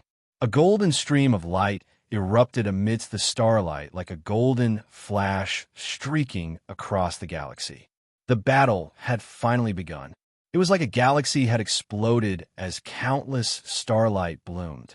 Not to mention ordinary people, even Calamity-grade spokespersons could not see what was happening inside. As Kalamon watched, he felt his body turn cold. His underwear was drenched in cold sweat. I can't resist it. This was the only word in Kalamon's mind. If he were to fight Purple Star-Lord, he would probably be instantly killed. What the hell? Is human sovereign really that strong? Xiao Yuchuan's mouth gaped open for a long time. He couldn't see what the battle inside was like, but to be able to survive a battle of this level proved that human sovereign was extremely powerful. Xiao Luchuan knew very well that if he were to watch the battle inside, he would probably be gone. His young master when already this strong? And Sheng's face was filled with joy. All he knows is to flaunt all day, as though he's afraid that others don't know his background. And Qianzua's tone was cold, but the corners of his mouth curled up unconsciously, forming a beautiful arc. Only a few humans could understand a battle of this level, and those who could were secretly shocked. As it already reached this level, in an uninhabited ancient city, an old man narrowed his eyes as he watched the battle on the Rubik's Cube. It was Jing Daoxian, whom he had not seen in a long time. After watching for a while, Jing Daoxian didn't continue watching. He turned around and left, muttering to himself, "From the looks of it, I have to be faster. Otherwise, I really won't be able to keep up with this era." Everyone who was watching the battle felt the same. A chill ran down their spines, and an uncontrollable fear filled their hearts. Those with weaker willpower were trembling all over. The collision of power, which was like the end of the world, made everyone feel insignificant and powerless. This is a real natural disaster. No one knew who posted such a bullet screen, and then all the programs on the internet began to post this sentence. "Professor Gu, what level of battle is this? Is this still a natural disaster?" Sui murmured as he watched, dazzled. "I can only say that such a battle has surpassed any known powerhouse at this stage. I have to apologize for what I said just now. To be able to participate in such a battle, even if the human emperor did not fight personally, it is enough to prove that his strength is already above all known humans." Professor Gu continued with a serious expression. "If he really is a pure human and has no contracted guardian, then the human emperor is fully deserving of being the emperor of humanity. Such strength may not be unparalleled in the future, but it is definitely unprecedented. Only now do I know why the human sovereign didn't personally fight the stellar sovereigns in front of us. It's because he felt that it was beneath him to make a move. It's just like how a high and mighty emperor wouldn't personally kill ordinary people. Those stellar sovereigns weren't worthy of him personally fighting. Now, I only hope that the human emperor can come out alive. If such a person were to die in the Star Palace, it would be the greatest loss of humanity," Professor Gu added with a solemn expression. "God bless. Let the human emperor win."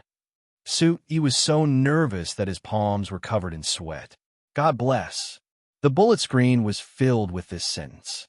Looking at the terrifying cosmic starlight, many people began to pray for the human emperor. When the 12 star palaces appeared, everyone felt as if the end of the world had arrived. It was also as if divine punishment had appeared and was about to befall the people of the world.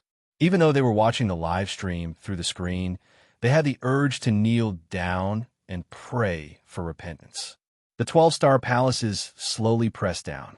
Even those watching felt suffocated. The 12 star palaces were like the power of the heavenly Tao. Under the heavenly Tao, everyone was an ant. Even an unprecedented sage would find it difficult to escape the suppression of the heavens. Sooner or later, he could only accept his fate. "Don't die." Hui Haifeng's forehead was covered in cold sweat. His eyes were about to pop out of their sockets as they were bloodshot. He now regretted letting Zhou Wen appear. However, who the F***ck knew that Zhou Wen would do such a thing? If he really died inside, he didn't know how to explain it to himself. Zhang Chuanxiu and Xia Luchuan also stared intently at the screen. Xia Luchuan, who had always liked to tease, was now like a mute. He couldn't say a word. Oppression, indescribable oppression. Everyone felt as if a mountain of fate that they couldn't escape was pressing down on their chests. It was so uncomfortable that they couldn't breathe. It was as if the sky was about to collapse. Despair involuntarily filled their minds. Boom! A dark golden bolt of lightning shot up into the sky, splitting a star palace into pieces. It was like the first ray of light in the polar night that shone into everyone's hearts. Boom! Boom! Explosions sounded incessantly as the star palaces that represented fate were blasted into pieces. It was like a clap of thunder in the ears, making the people who were about to suffocate feel as though mountains had been crushed in their chests. All of them couldn't help but tremble as the despair in their hearts gradually turned into excitement. Boom! The moment the last star palace was shattered, everyone's bodies trembled. Then, they let out a long breath as though they had been relieved of a heavy burden. The star palace was destroyed, and the starlight that filled the sky was extinguished. There were only two figures standing proudly in the star palace. One was covered in holy light as he looked up at the sky indifferently, while the other was handsome and wild as he looked down at all life in the sky. I want to write in peace, but there are always some things that make it difficult for me to be calm. The life of a mortal is really helpless. End of this chapter.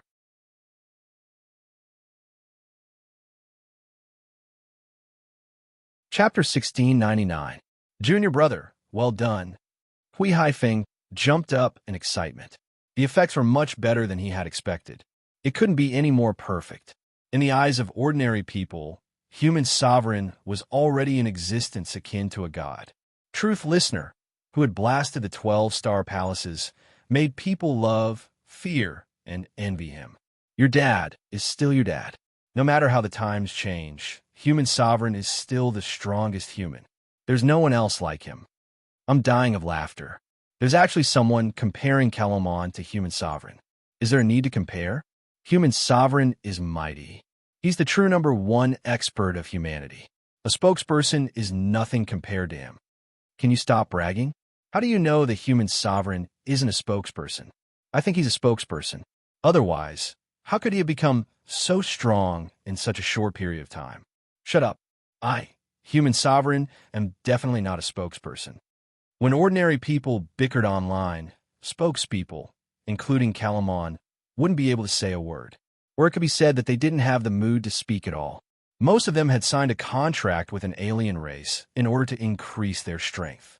They originally imagined that they could become the top existences among humans. But human sovereign's unparalleled strength made them feel like they had suddenly fallen from heaven to the mortal world. After a long silence, Calamon finally asked, which race is he the spokesperson of? It wasn't just Calamon who thought so. All the spokespeople and experts from the various factions believed that human sovereign was definitely a spokesperson. Otherwise, it would be impossible for him to reach such a level in such a short period of time. It had nothing to do with talent, but the lack of resources. Without the resources provided by the dimension, it was impossible for humans to obtain them in dimensional zones without 8 to 9 years, much less someone at the level of human sovereign. Everyone stared at the magic cube screen, waiting for the moment the rankings appeared. They wanted to know which race's spokesperson human sovereign was. It wasn't just the various factions on Earth.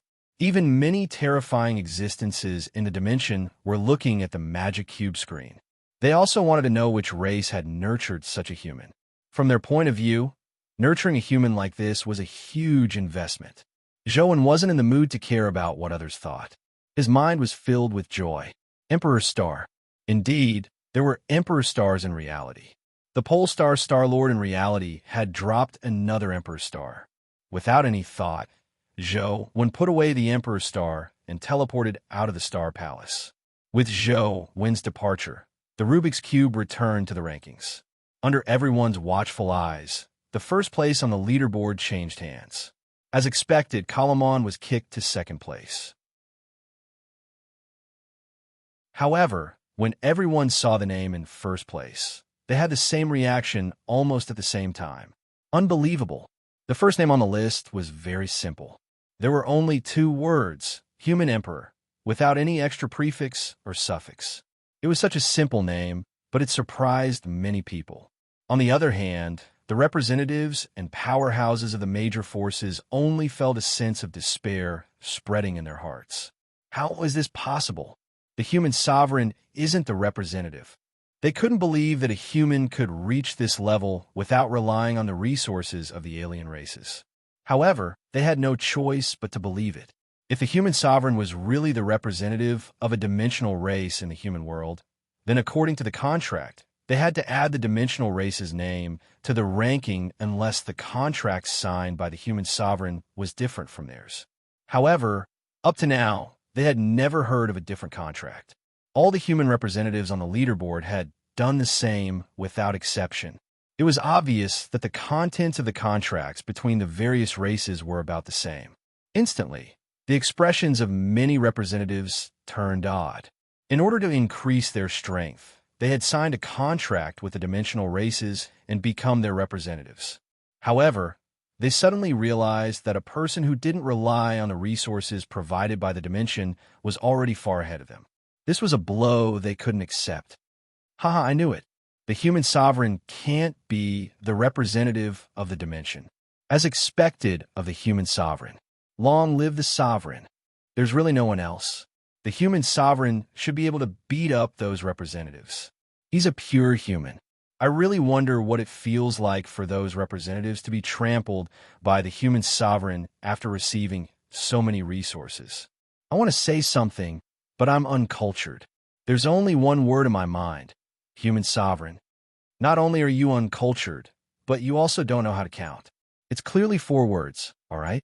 The entire Federation was in an uproar. A human who wasn't a representative had actually reached such a level. Furthermore, he might be a pure human. He hadn't become a representative or contracted a guardian. It was even possible that he hadn't used the mythical fluid. This was as perfect as a dream. Of course, more people didn't believe that the human sovereign was still a pure human. They were more willing to believe that the human sovereign had made some sacrifices to reach this stage. The various platforms that were originally discussing the representatives were now replaced by the name of the human sovereign. As for companion beasts, the already popular term, it once again exceeded the search volume for the representatives and became the most popular search. As I didn't know Truth Listener's name, it was unknown who had given Truth Listener the nickname Crown Prince. Now, it was called that on the internet. There were countless discussions about Truth Listener. Not every human could be a representative, but everyone had a chance of obtaining a companion beast. They want to know how to obtain such a powerful companion beast. The existence of evolved companion beasts was now common knowledge. However, it was difficult for the average person to obtain one. However, no matter how difficult it was, there was still a chance of obtaining one. If they could nurture it to the level of the human sovereign's companion beast, wouldn't they also become top human experts? So what if I'm weak? It's fine as long as my companion beast is strong enough. If you're indignant, come F***CK, my companion beast. If you're indignant, go F***CK, human sovereign's companion beast. Many people began to change their mindsets. They no longer envied the experts who had become representatives. Although this mindset couldn't be completely changed in an instant, it was a good beginning. Young Master One is really too powerful. It's hard to imagine how he reached this stage. He suffered so much in secret, but he never complained. It's just too difficult for young Master One, and Sheng said with a sigh. And Tianzhua fell silent. Zhou Wen's growth speed was faster than he had imagined. He had truly become a pillar of support for the human race. He felt gratified, and at the same time, a certain power was growing in his body, making his blood boil. It's time to go there. How can I fall behind him?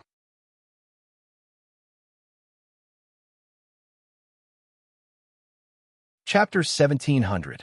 Zhou Wen held the freshly forged Emperor's Star and hesitated over who to give it to. This thing was a form of improvement for anyone who used it. There were almost no negative effects. With an additional the Arch Life Providence, there would be a certain enhancement in other aspects. The best choice was naturally Truth Listener and Demonic Neonate. After some consideration, Zhou Wen decided to keep it for Demonic Neonate. After she completed her evolution, he would let her use the Emperor's Star. It wasn't that Zhou Wen preferred Demonic Neonate, but because an Archfate seemed to have the effect of subduing dimensional creatures. Truth Listener was a violent person. it would be a little difficult for him to rule a group of dimensional creatures.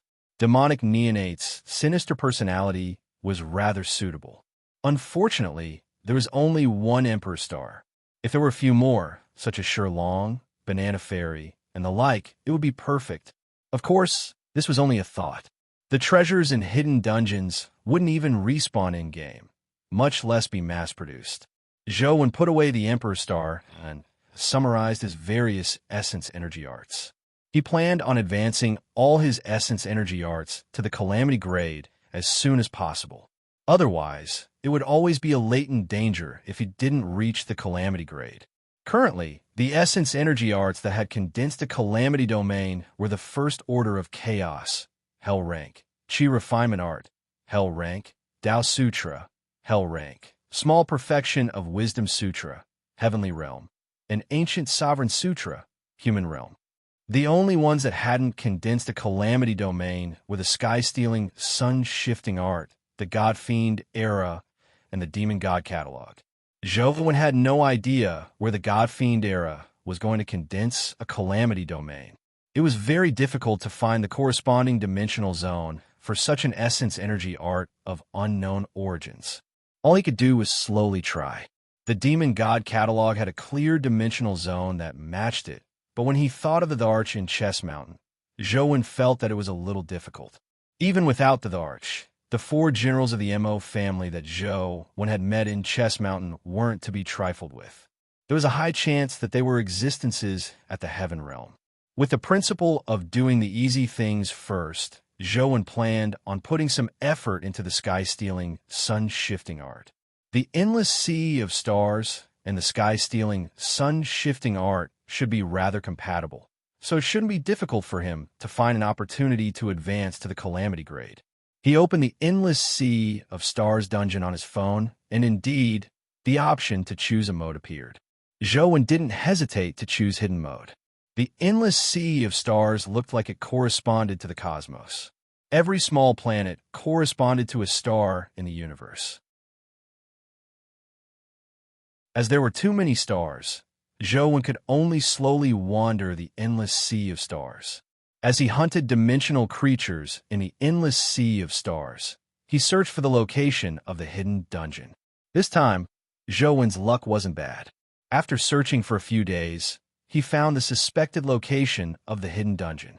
It was an inconspicuous planet. Apart from rocks, there was nothing else. Even dimensional creatures didn't stay on it. If it were any other time, Zhou wouldn't have paid much attention to this place. But in hidden mode, the tiny planet emitted a black glow. Looks like this is the place. Zhou didn't discover anything special about the tiny planet and planned on landing on it to search carefully. It looked very ordinary on the surface, but when the blood-colored avatar landed on it, it suddenly felt an unparalleled suction force pull at its body, causing it to sprawl to the ground. Although Zhou hadn't advanced to the Calamity stage, he had several Calamity-grade essence energy arts. His physique was not something an ordinary third-grade creature could compare with. The suction force of the tiny planet was something Zhou couldn't escape. He was sucked to the ground, and the strength was unimaginable. Zhou first used the power of the Calamity-grade Ancient Sovereign Sutra to try standing up, but he realized that he still couldn't escape. Then, he changed to the Chi Refinement Art, but it still didn't work. In the end, he even used the Heaven-grade Small Perfection of Wisdom, but he still couldn't stand up. The suction force on the tiny planet seemed endless. No matter how powerful his strength was, he couldn't escape it. After Zhou used the Master Domain, he finally escaped the suction force, allowing him to stand, walk, and fly freely on the tiny planet. At critical moments, the Tao Sutra is still reliable. Zhou sighed as he slowly searched for the entrance to the hidden dungeon on the tiny planet. To his surprise, he didn't find anything amiss after searching the entire planet. Naturally, he didn't find the entrance to the hidden dungeon. That's strange. This should be the entrance to the hidden dungeon. Why can't I find the entrance to it? Zhou tried to push the tiny planet to see if it was like the Providence Star Palace. He needed to push the planet to trigger the entrance to the hidden dungeon. However, the planet didn't move at all. Even the power of Brahma couldn't move it at all. From the looks of it, the way to enter isn't to push this tiny planet.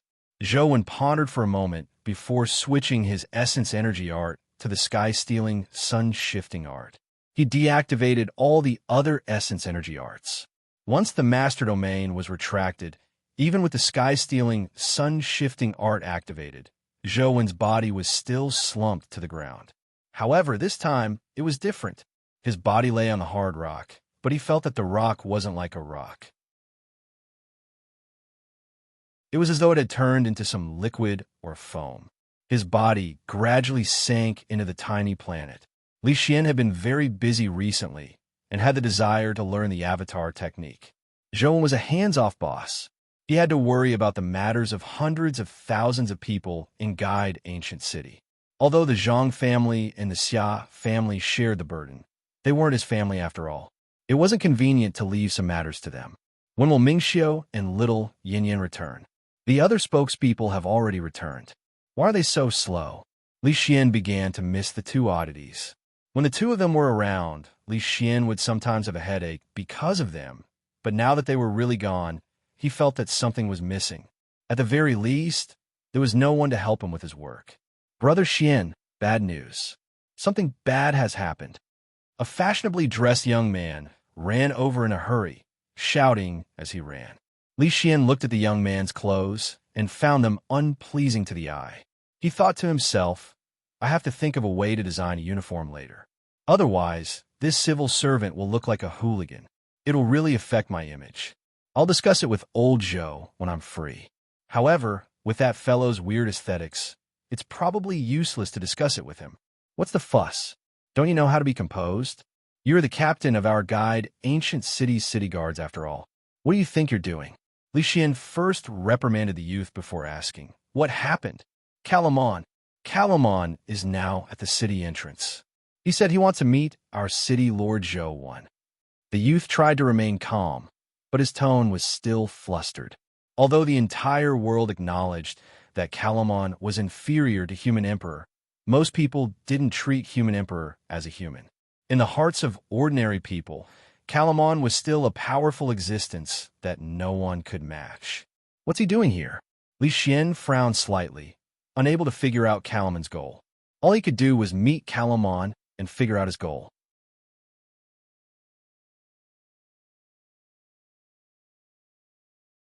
Chapter 17:01. Calamon, why aren't you enjoying yourself at the Cape residence? Why are you here? Li Xian stood in front of the city gate with a frivolous look. I want someone. Calamon stood there casually, giving off the feeling of being high and mighty, as though he was a proud son of heaven. If you want someone, find a human trafficker. This is a proper place. We don't sell people, Li Xian said with a twitch of his lips. Calamon frowned slightly, but he didn't flare up. It wasn't that he was afraid of Li Xian and Zhou. After all, this was the family's territory in name. Even the Cape family was somewhat afraid of Luoyang's and family. I'll borrow Guide Ancient City's Shiraishi Satomi for a month. Tell me how much you need, Calamon said. How pitiful. You age prematurely. You have such good ears at such a young age. Then let me tell you again. If you want to buy someone, find a human trafficker. We don't sell people here, Li Xian said with a sneer. Li Xian also knew about Shiraishi Satomi and Ise Island. The moment he heard Calamon mention Shiraishi Satomi, he guessed what Calamon was up to. It was naturally impossible for him to hand Shiraishi Satomi to him. If it wasn't for Tianzua, you wouldn't have the right to negotiate with me. I hope you won't make a mistake. Calamon frowned. If he really couldn't reach a deal, he had to take Shiraishi Satomi away, even if he had a fallout with Tianzua. To others, Amaterasu was only a powerful companion beast, but to Calamon, it wasn't that simple. His life providence, life soul, wheel of destiny, terror transformation, and calamity domain perfectly matched the powers of the Sun Holy Temple. Otherwise, the Sun Holy Temple wouldn't have chosen someone from the Cape family as a spokesperson. After all, the Cape family was a faction of the sacred Emperor Temple in the human world. As for Amaterasu, he was the sun god of the pantheon. He was extremely compatible with Calamon and was one of the companion beasts he had to fight for. Upon hearing Kalaman's words, Li Xian smiled. You really don't need to care about anyone. Our guide ancient city doesn't need to rely on anyone either. In that case, get Zhou out. I really want to experience the legendary king of thieves' demeanor. A cold glint flashed in Kalaman's eyes. He planned to end the battle quickly and take Shiraishi Satomi away before Tianzhua received the news and rushed over. All right, wait for me. Li Xian knew how powerful Kalaman was. Now that his level was inferior to Kalaman's, he didn't plan on fighting him head-on. He returned to the city to find Zhou. I'll only wait 3 minutes, Kalaman said coldly. Li Xian couldn't be bothered to waste his breath on him. After entering the city, he went straight to Zhou's courtyard and told him what had happened. Kalaman is the spokesperson of the sun race. His powers are also of the sun lineage. Amaterasu is the sun god, so it's not difficult to understand why he's in such a hurry. From the looks of it, the matter between Shiraishi Satomi and the ISC Grand Shrine might really be true. Zhou thought for a moment and followed Li Xian out the city. Zhou, do you dare make a bet with me? Let's fight. If I lose, this calamity-grade companion beast will belong to you. If you lose, lend Shiraishi Satomi to me for a month, Kalaman said when he saw Zhou come out. No, Zhou rejected without hesitation. He would definitely win if he won, but he could not use his own people as a wager. This was his bottom line. Don't force me to do something I don't want to do. Kalaman's expression turned cold as he stared at Zhou and enunciated each word. At the same time, the golden divine light on his body rose, making him as sacred and dazzling as the sun. Just as Zhou was about to say something, he suddenly heard someone say lazily from afar, Coach, is this person here to cause trouble? Little Susu, you're back? When Li Xian saw the young man walking over from the main road, he was immediately overjoyed. Finally, someone could share his workload. Brother Xian, what's going on? Ming Xiu sized up Kalaman and asked. This fellow is the Cape family's Kalaman, second on the Rubik's Cube rankings. He's here to cause trouble, Li Xian said casually. Kalaman wasn't in the mood to listen to their nonsense. He directly said to Zhou, Zhou, do you want to fight me, or do you want me to rush in a guide ancient city and take her away? Choose between the two. I'll give you 1 last minute to consider. Coach, take a rest first. If there's anything, I'll do it for you. Leave such a minor character to me. Ming Xiu's expression made it seem like he was dealing with a hooligan on the streets, not a world-famous super expert. All right, Zhou nodded. He also wanted to see how strong Ming Xiu was after returning from the dimension. With him watching from the side, even if Ming Xiu wasn't Kalaman's match, nothing major would happen. Little Susu, can you do it? Although this fellow isn't much of a person, he still has some strength, Li Xian whispered to Ming Xiu. Don't worry. Ming Xiu gave Li Xian a reassuring look before walking in front of Kalaman and saying, Are you leaving by yourself, or do you want me to send you away? Courting death. Kalaman was slightly infuriated. Ignoring the fact that Ming Xiu was clearly Zhou's disciple, he didn't even take Zhou seriously, much less Ming Xiu. He was already filled with killing intent. It was impossible for him to take Shiraishi Satomi away peacefully today. Kalaman had already decided to make an example out of him. Even if he didn't kill Ming Xiu, he had to cripple him. Without another word, Kalaman's mind stirred as the sun god's light on his body shot out in all directions like thousands of beams of light. It was as though he was the wrath of the sun god. Ming Xiu didn't panic at all. He clenched his right hand, and a sword appeared in his hand before slowly stabbing out. When Li Xian and the guards standing on the city wall saw this scene, they couldn't help but feel their hearts in their mouths. Ming Xiu's strike looked slow and weak. It wasn't fast, ruthless, and accurate at all. It didn't have any astonishing aura, and it was soft as though it didn't have any strength. Compared to Kalaman's radiant image, it made people wonder if Ming Xiu would be instantly reduced to dust. However, Zhou was slightly surprised when he saw Ming Xiu's strike. He knew Ming Xiu's bright sun sword art very well. Now that he had activated the teacher domain, he could immediately tell that the bright sun sword art was indeed much stronger than before. In terms of realm, it wasn't much inferior to the current Han Shinsakura. Even Zhou couldn't fully understand its profundities immediately. It was only with the help of the teacher domain that he could see the true profundities within. Of course, the sword Tao of the two were different, so there wasn't much comparison. When the radiant Kalaman saw the strike, his expression changed slightly. He couldn't tell where the strike was coming from. It was as though the strike had nowhere to go, as though it had appeared out of thin air. At his realm, he could almost predict the trajectory of all sword techniques. This situation left him somewhat surprised. His contempt was immediately swept away as he knew that he had encountered a terrifying opponent. End of this chapter.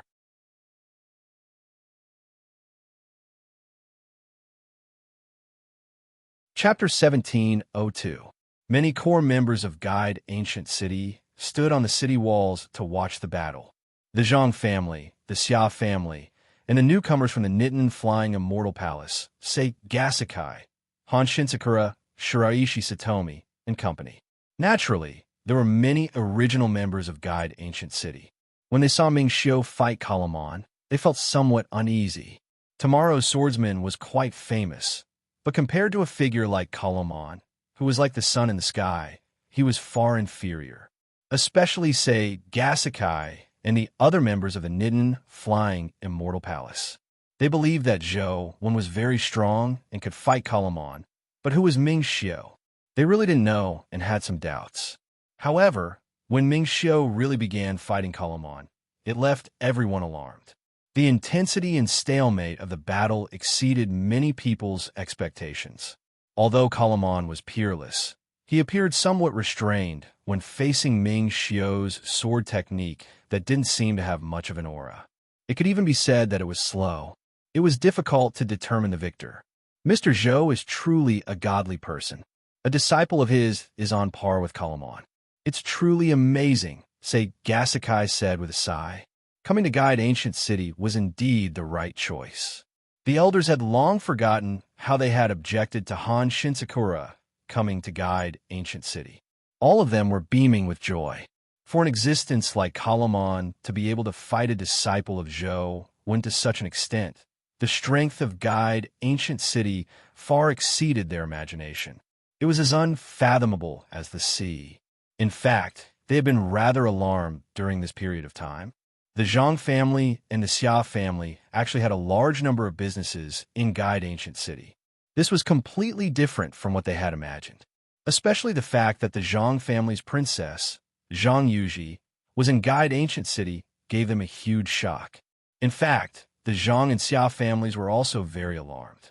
They knew that Ming Xiu was very strong, but they never expected him to be this strong. The ancient city has finally produced a spokesperson, Zhang Yuji said with a sigh. It was unknown what she was thinking.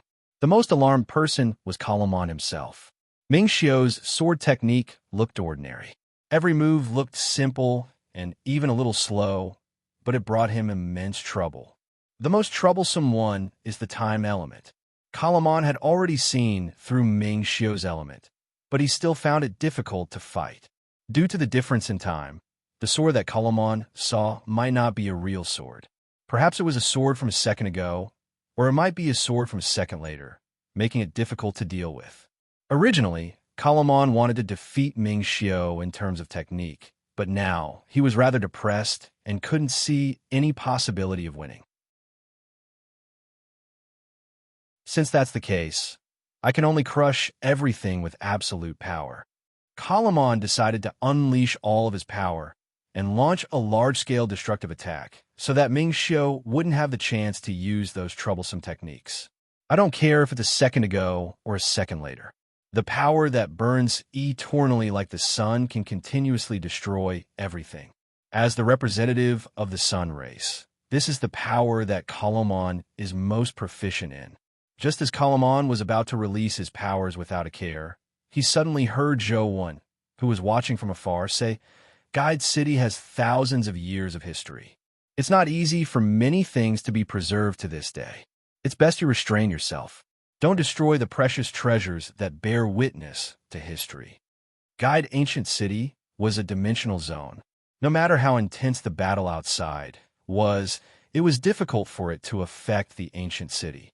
However, the guide city outside didn't have the ability to protect itself. Once in existence at Kalaman's level released his strength to launch a large-scale attack, the entire city would probably be destroyed. Although there were no humans left in the city, Joan didn't wish to see the area outside the ancient city turn into a charred ruin.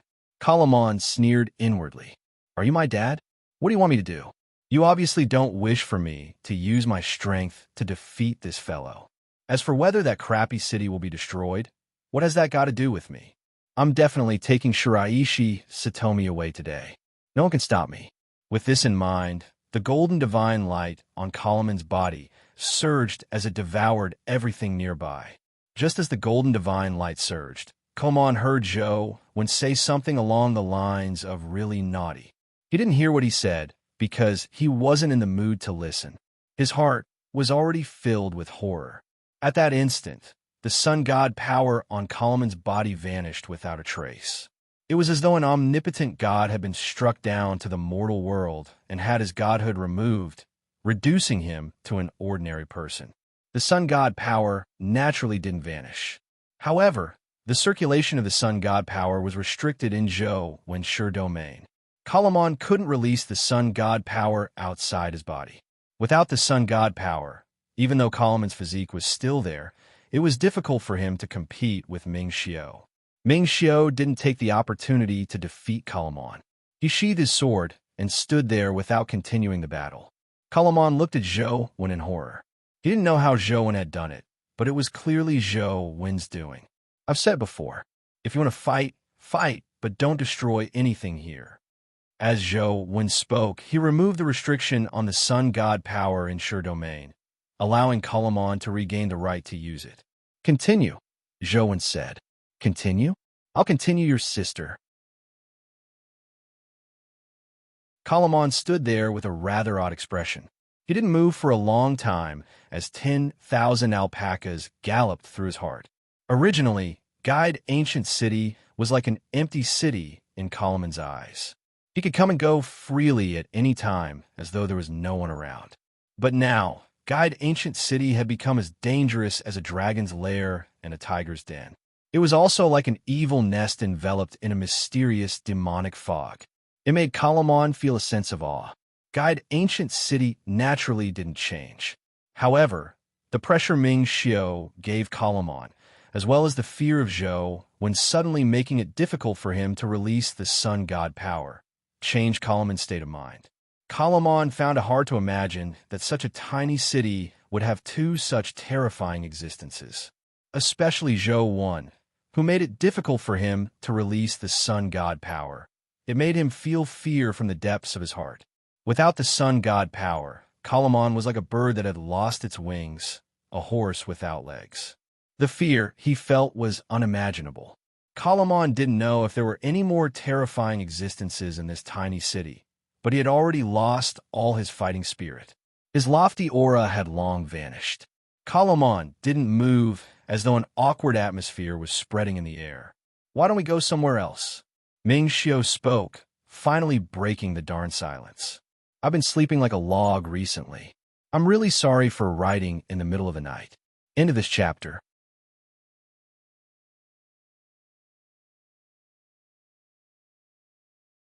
Chapter 17:03.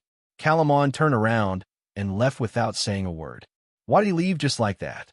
Many of the people watching from the wall were confused. They only saw that Kalaman and Ming Xiao were evenly matched. Then, Zhou Wen said a few words, and Kalaman left. It was baffling. He left just like that. How boring.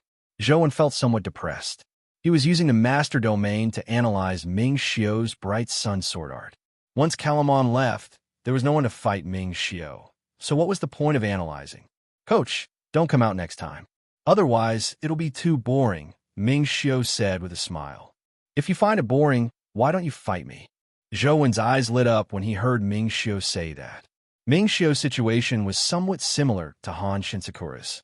If he could use the master domain to help Ming Xiao grow, it might be able to advance again and reach the highest heaven realm. It's naturally great that Coach is willing to give me pointers. Ming Xiu's eyes lit up when he heard Zhou say that. He had been in the dimension for so long, so he wanted to know how much he had improved. "We'll talk when we get back," Zhou said as he walked into the city. It wasn't like he was fighting outsiders, so there was no need for Ming Xiu to expose all his abilities. It was better to find a hidden place to fight Ming Xiu. After Calamon left, the more he thought about it, the more upset he felt. He guessed that Zhou had a power that could restrain his sun god power, just like how the advanced powers in front of the Alcade Star Palace could eliminate essence energy. If I had known, I wouldn't have returned the leakless golden turtle so early. Calamon didn't believe that he was weaker than Zhou. It was only because Zhou had a special ability that could restrain the sun god power. As long as he could crack that special ability, it wouldn't be difficult to defeat Zhou. The leakless golden turtle was the companion beast he had used to challenge the Alcade Star Palace. It had transformed into golden armor to protect his body, allowing him to withstand the taboo powers of the advanced.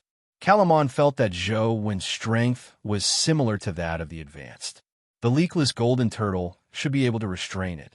As long as he wore the leakless golden turtle armor and went to Guide City, he wouldn't have to be afraid anymore. He would definitely be able to defeat Zhou and Ming Xiu. However, the leakless golden turtle wasn't his own companion beast. He had only borrowed it back then. If he wanted to borrow it again now, the round trip would take at least half a month. Furthermore, he would have to pay a price. Calamon didn't mind paying some price, but he couldn't wait to go back and forth. Ever since he became the spokesperson, he had never suffered such a setback. Calamon couldn't wait to defeat Zhou to restore his pride. After thinking about it, Calamon took out his phone and dialed a number, and it quickly connected. "Pata, lend me your leakless golden tortoise again," Calamon stated his intentions. "What? You still want to enter the Star Palace? I advise you to give up. According to the information I received, Ziwei Star Lord should be at the Heaven Realm. Among the humans, aside from the human sovereign, I'm afraid no one can match him. You'll just be throwing your life away if you go. It's none of my business if you send yourself to your death, but if I lend you the leakless golden turtle, there's no return. I can't do this deal." Pata's words left Calamon even more depressed. He had been suppressed by human sovereign in the Magic Cube's ranking and had been taught a lesson by Zhou when in Guide Ancient City. With Calamon's proud personality, nothing could make him feel worse. "I'm not going to the Star Palace," Calamon said. "Then what are you going to do?" Pata was somewhat surprised. With Calamon's abilities, even without the leakless golden turtle, there weren't many humans on Earth who could match him. To defeat someone, I need to borrow the power of the leakless golden turtle. "Who? Don't tell me it's human sovereign?" Calamon's words alarmed Pata. Who else on Earth could make Calamon so afraid? He even needed to borrow his leakless golden turtle before he dared to go. "Guide Ancient Cities, Zhou. He has a special power that can eliminate my sun god power. I need the leakless golden turtle to restrain him." Calamon didn't hide anything as he recounted the matter. "That's a coincidence. I happen to be heading to Guide Ancient City as well. I'll be there in half a day at most." After a pause, Pata continued. "The leakless golden turtle is also the nemesis of those taboo powers. It can definitely help you, but the price..." Calamon never expected Pata to be near Guide Ancient City. He was delighted as he said, "Same old rules. Don't be in a rush. Let me think about it. We'll talk when we meet." After Pata and Carlo agreed on a time, he hung up. However, it was different from what Pata had said. He was almost at Guide Ancient City. He didn't need half a day. After taking a glance at Guide Ancient City, Pata walked straight towards it. Pata came to the city gate and said to the guard with a grin, "Brother, please help me inform him that Pata of the Ultimate Family Clan wishes to meet Castellan Zhou." When the guard heard that he was from the Ultimate Family Clan, he didn't dare slight him. He hurriedly got someone to report to Zhou. "What have we done recently? Why are there always people coming to us? It was Calamon from the Cape family just now, and now it's Pata from the Ultimate Family Clan," Li Xian said lazily after hearing that. He wasn't afraid of trouble, but it would be troublesome if there were too many. "Take him to the meeting hall." Zhou was preparing to fight Ming Xiu, so he could only take a breather. He had a good relationship with the ultimate family clan. Lance and Sadie were his friends, so it wasn't appropriate for him to slight someone from the ultimate family clan. When Zhou Wen saw Pata in the meeting hall, he was first taken aback. In Zhou Wen's impression, the ultimate family clan was filled with handsome men and beautiful women with long legs.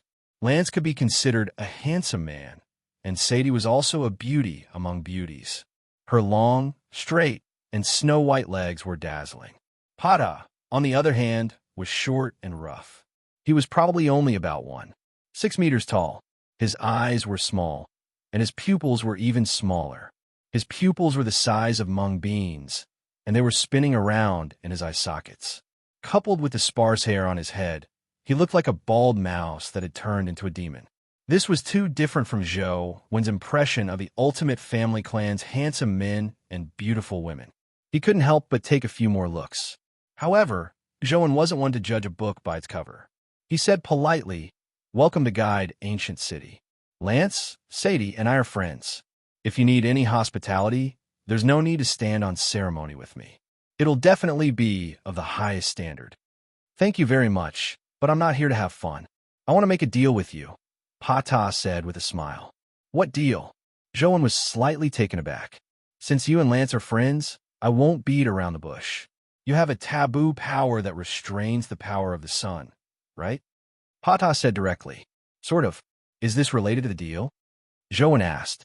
"I have a companion beast that can restrain your power. Now, Kalaman wants to borrow my companion beast to deal with you," Pata said with a smile. "I can choose not to lend it to him. The condition is 1/3 of Guide Ancient City's future profits."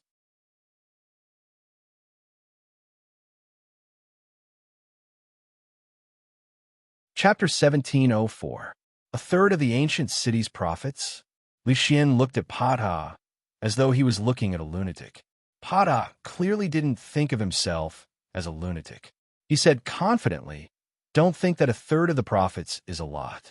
If I lend my companion beast to Karaman, with Karaman's personality, he definitely won't let the matter rest after suffering such humiliation. He might even be ruthless. When that happens, he won't even have his life. What's the point of having more money and resources? That's why I want 1/3 of the profits. It's not much at all. It can even be said to be a very kind price. This is also because you have a good relationship with some members of our ultimate family clan. Otherwise, I wouldn't have come here to negotiate with you.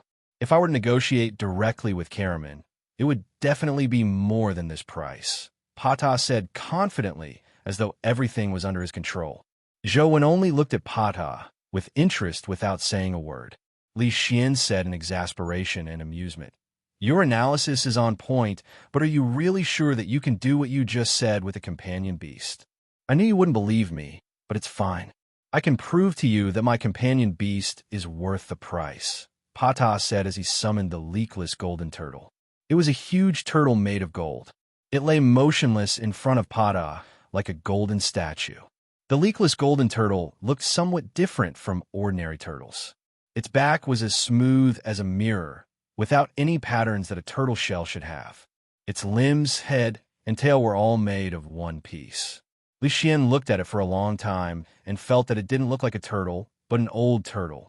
Before Li Xian could voice his thoughts, Pata transformed the leakless golden turtle into a golden armor and wore it. I'm sure you're all familiar with this armor. The reason why Kalaman was able to successfully pass the advanced test in front of the Alcade Star Palace was because he borrowed my leakless golden turtle. Its abilities are far beyond that. If you don't believe me, you can use that forbidden power that can eliminate the divine power of the sun and see if it's effective against my leakless golden turtle," Pata said confidently. "It's just a turtle shell. Do you really think?" Li Xian was just about to say something teasing when he was interrupted by Zhou Wen. "Your turtle's name is Leakless Golden Turtle?" Zhou Wen wasn't angry at all as he sized up the golden turtle with interest. "Not bad. It's even stronger than when I lent it to Kalaman. It has already reached hell mode," Pata said, slightly pleased with himself. He did have a right to be smug.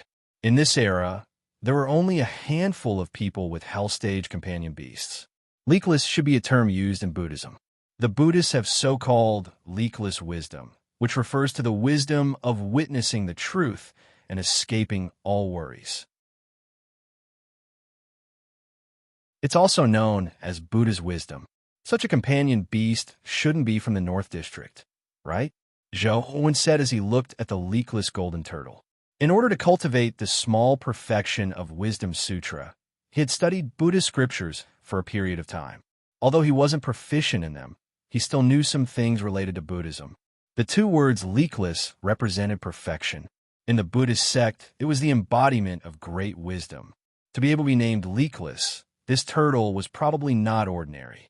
However, what really interested Zhou wasn't its name, but the aura of the leakless golden turtle was somewhat different from ordinary Buddhist-type companion beasts. This difference was somewhat similar to Zhou's truth listener. It made Zhou suspect if this thing came from small Buddha temple. Back when the three-faced Buddha gave him 3 companion eggs, Zhou had chosen truth listener. He wasn't very sure what the remaining 2 companion eggs were.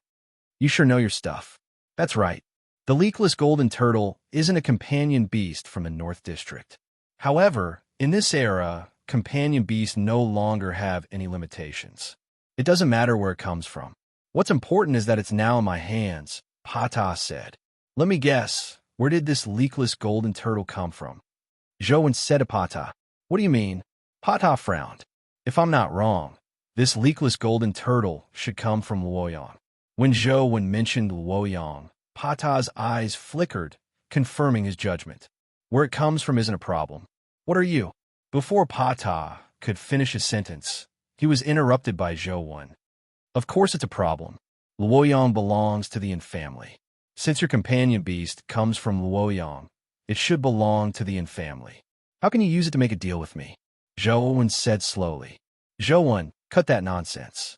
Why don't you say that all the companion beasts in the world belong to your family? Do you want to make a deal with me? Don't force me to lend the leakless golden turtle to Kalamon. Pata was somewhat annoyed. Zhou ignored Pata's anger and took out his phone to dial a number. Zhou, why did you suddenly call me? Lance's voice sounded from the phone.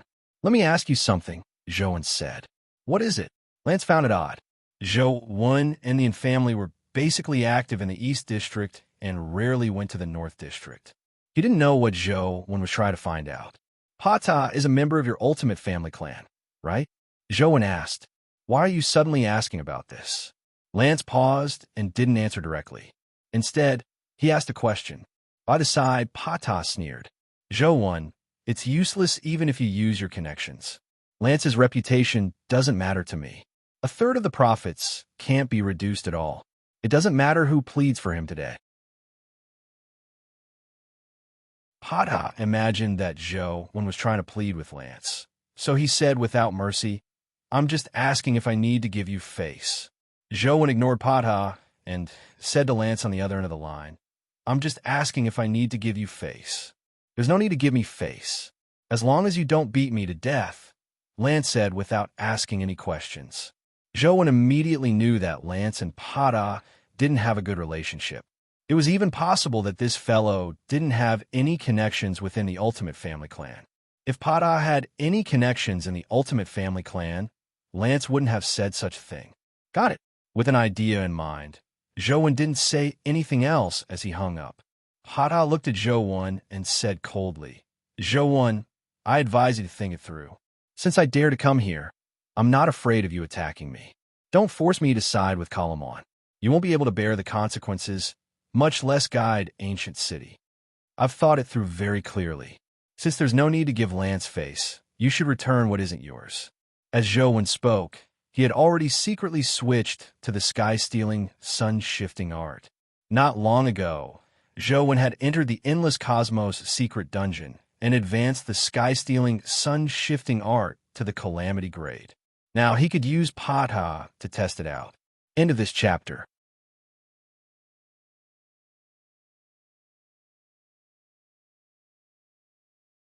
Chapter 1705. The endless sea of stars hidden dungeon was on a small planet.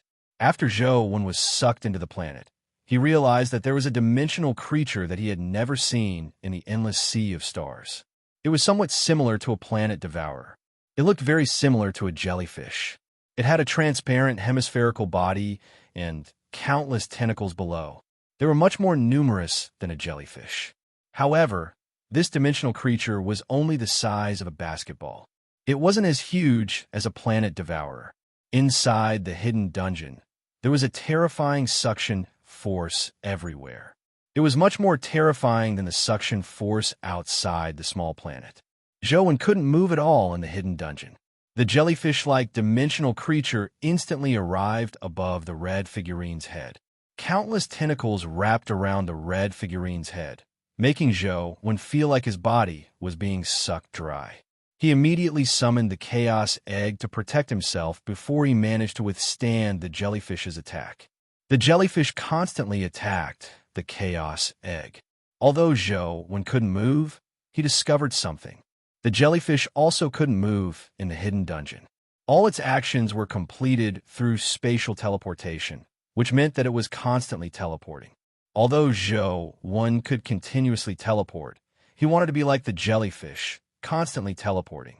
There was almost no interval between teleportations, making it look like he wasn't teleporting.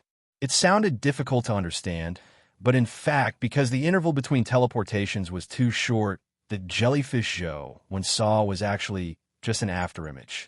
The real jellyfish had already teleported the next time Zhou saw it. What powerful spatial powers! It's only because dimensional creatures have special physiques that they can reach such a level. It's impossible for a human's body to withstand such continuous teleportation. Zhou attempted to teleport in the hidden dungeon. Indeed, as he had expected, he could use spatial powers to move in the hidden dungeon without any restrictions. The jellyfish's spatial powers were very powerful, but after Zhou's observation, it was likely only at the human stage. As its spatial powers were too powerful, it probably wouldn't be easy for others to kill it. Even if someone at the hell stage came, they might not be able to gain the upper hand. However, it wasn't difficult for Zhou to kill the jellyfish. Sure, you could resist the suction force of the hidden dungeon, and he was proficient in spatial powers. Killing the jellyfish was a piece of cake. Zhou didn't do that because he wanted to learn the technique of continuous teleportation from the jellyfish. He wanted to see if he could achieve such teleportation with his human body. If he could really do that, it would be very difficult for ordinary calamity grades to hurt him. Zhou originally fought the jellyfish with the attitude of practicing, but to his surprise, something strange happened when the jellyfish teleported to the Chaos Egg. The jellyfish at the mortal realm didn't have the ability to break through the Chaos Egg's defense. It was the same this time. The jellyfish couldn't hurt the Chaos Egg at all. Strangely, the companion beast armor Zhou was wearing suddenly vanished. And in the jellyfish's transparent hemispherical body, a miniature armored companion beast appeared before quickly vanishing. Zhou was surprised to discover that his armored companion beast had been deemed dead by the game system. Isn't that eldest senior brother Lu Yun's Star Stealer? This fellow actually knows it too? Zhou was first alarmed before he was overjoyed.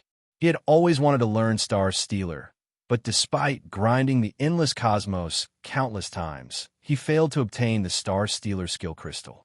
Now that the jellyfish actually had such a skill, perhaps he could think of a solution from it. Furthermore, the jellyfish's abilities were clearly stronger than Lu Yun's Star Stealer. To be able to snatch a companion beast through the Chaos Egg was probably something even Lu Yun couldn't do. He originally didn't plan on immediately killing the jellyfish, but now that he had a new idea, Zhou didn't want to kill it. Zhou attempted to analyze and learn the jellyfish's ability, but it didn't take long for him to realize that it was impossible for him to learn the jellyfish's ability. This was because it wasn't an ordinary essence energy skill, but a talent of the jellyfish. Unless Zhou transformed into a jellyfish's body, it was impossible for him to learn it. Disappointed, Zhou still used the jellyfish to practice for a period of time. When he was almost done with his teleportation technique, although it was still inferior to the jellyfish's, he could only slowly hone it himself. Fighting the jellyfish was no longer effective, so he killed it. A domain core dropped from the jellyfish's body. It was this domain core that allowed the sky-stealing, sun-shifting art to advance to the calamity grade. What surprised Zhou, when even more, was that the domain core contained the jellyfish's talent ability because it was nurtured by the jellyfish itself. After the sky-stealing, sun-shifting art condensed the Calamity domain, it came with an ability similar to Star Stealer. Of course, it was only an additional ability. The Calamity domain's abilities weren't limited to that. Sky-stealing, sun-shifting art. Universe reversal. Human. The sky-stealing, sun-shifting art was previously best at long-distance teleportation. The Godfiend era was the king of short-distance teleportation, but after advancing to the Calamity grade, the sky-stealing, sun-shifting art's teleportation ability had been greatly enhanced. It could almost be said to have reached the microscopic stage. In the past, Zhou Wen's long-distance teleportation was very inaccurate, but now it could be accurate to within a millimeter. It was much more accurate than satellite positioning. Of course, this wasn't the main ability of universe reversal. This was just the strengthening of the Calamity domain's terror transformation. In fact, Zhou Wen still hadn't figured out the true ability of universe reversal. This was because Calamon had come knocking while Zhou Wen was studying universe reversal. Zhou Wen hadn't truly studied it thoroughly. From the results of his research, universe reversal could change some of the laws of the universe. For example, gravity acted downwards, and universe reversal could completely reverse the effects of gravity. When the time came, everything on the ground would fly up by themselves. It sounded unbelievable, but it wasn't really unreasonable. Zhou Wen understood it this way. It was like the yin and yang poles of a magnet. Originally, opposites attracted and repelled each other. Universe reversal changed one of the yin and yang sides that were originally attracted to each other into the same side, so they naturally repelled each other. This was only Zhou Wen's current understanding. As he hadn't studied universe reversal deeply enough, Zhou Wen didn't dare conclude if his understanding was wrong. It's time to try universe reversal's ability to steal companion beasts. Zhou Wen looked at Pata, who was wearing the leakless golden turtle armor, and secretly circulated the sky-stealing, sun-shifting art. According to the results of Zhou Wen's previous experiments, he had to come into contact with the other party's companion beast to steal it back. End of this chapter.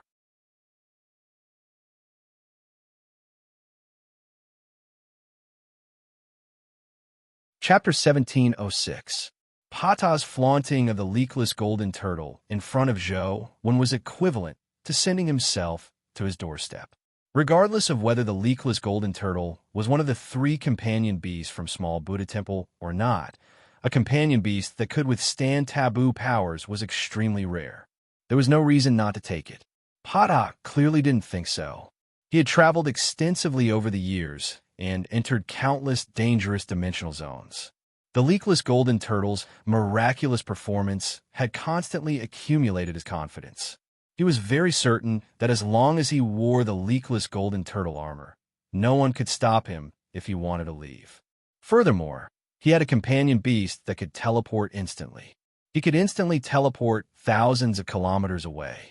Coupled with the leakless golden turtle, Pata was confident that he could leave safely, so he was rather fearless.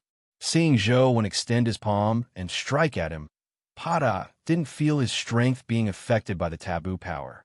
He imagined that Zhou Wen's taboo power was useless against him.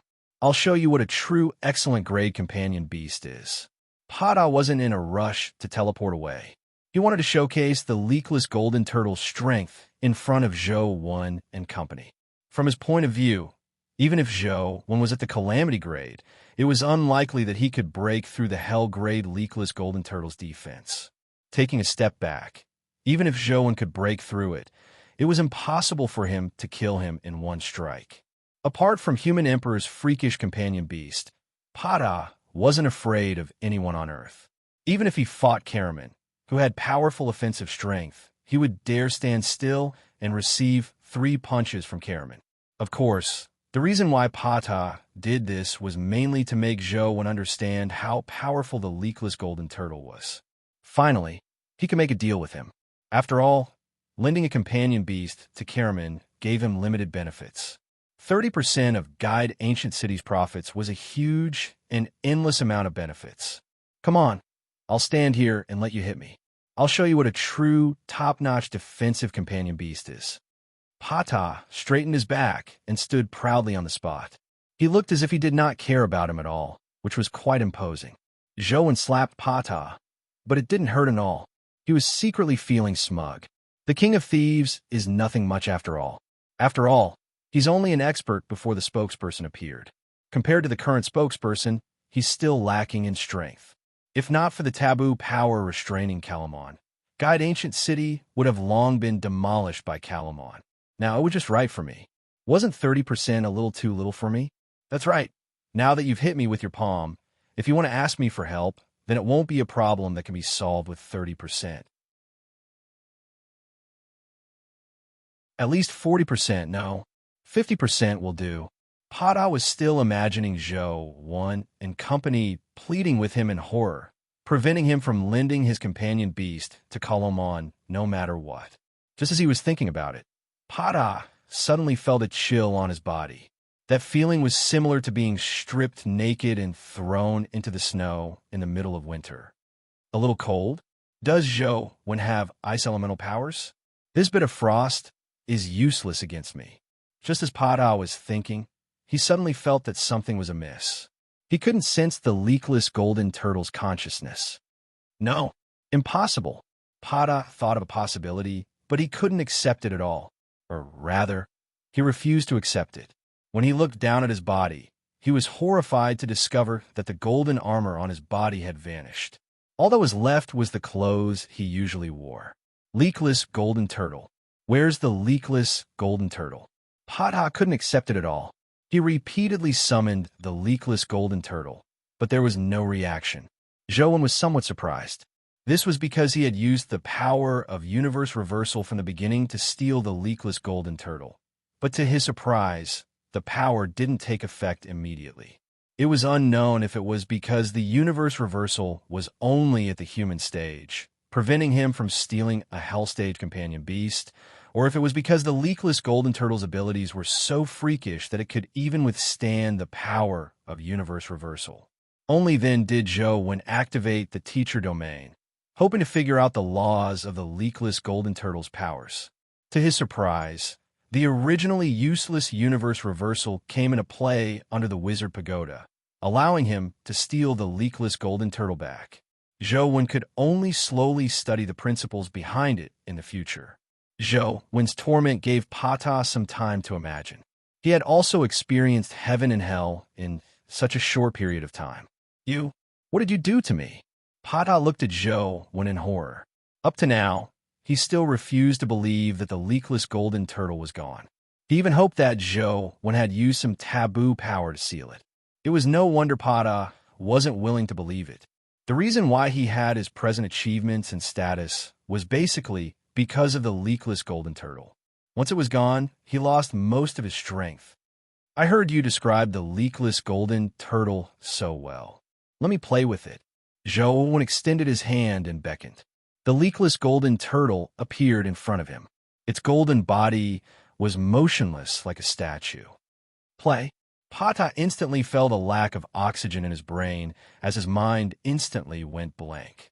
You. Return the leakless golden turtle to me. Pata was overwhelmed with anxiety as he spoke incoherently. When he snapped to his senses, he hurriedly added, Mr. Zhou, it was all my fault. I was just joking with you. On account of Lance, please return the leakless golden turtle to me. I'll leave immediately. I guarantee I won't lend it to Calamon. No, Calamon is nothing. You don't take him to heart at all. In the future, if you have any errands for me, I'll definitely be at your beck and call. Li Xian nearly burst out laughing. Didn't you ask about Zhou's nickname before coming? Do you think he's called King of Thieves for nothing?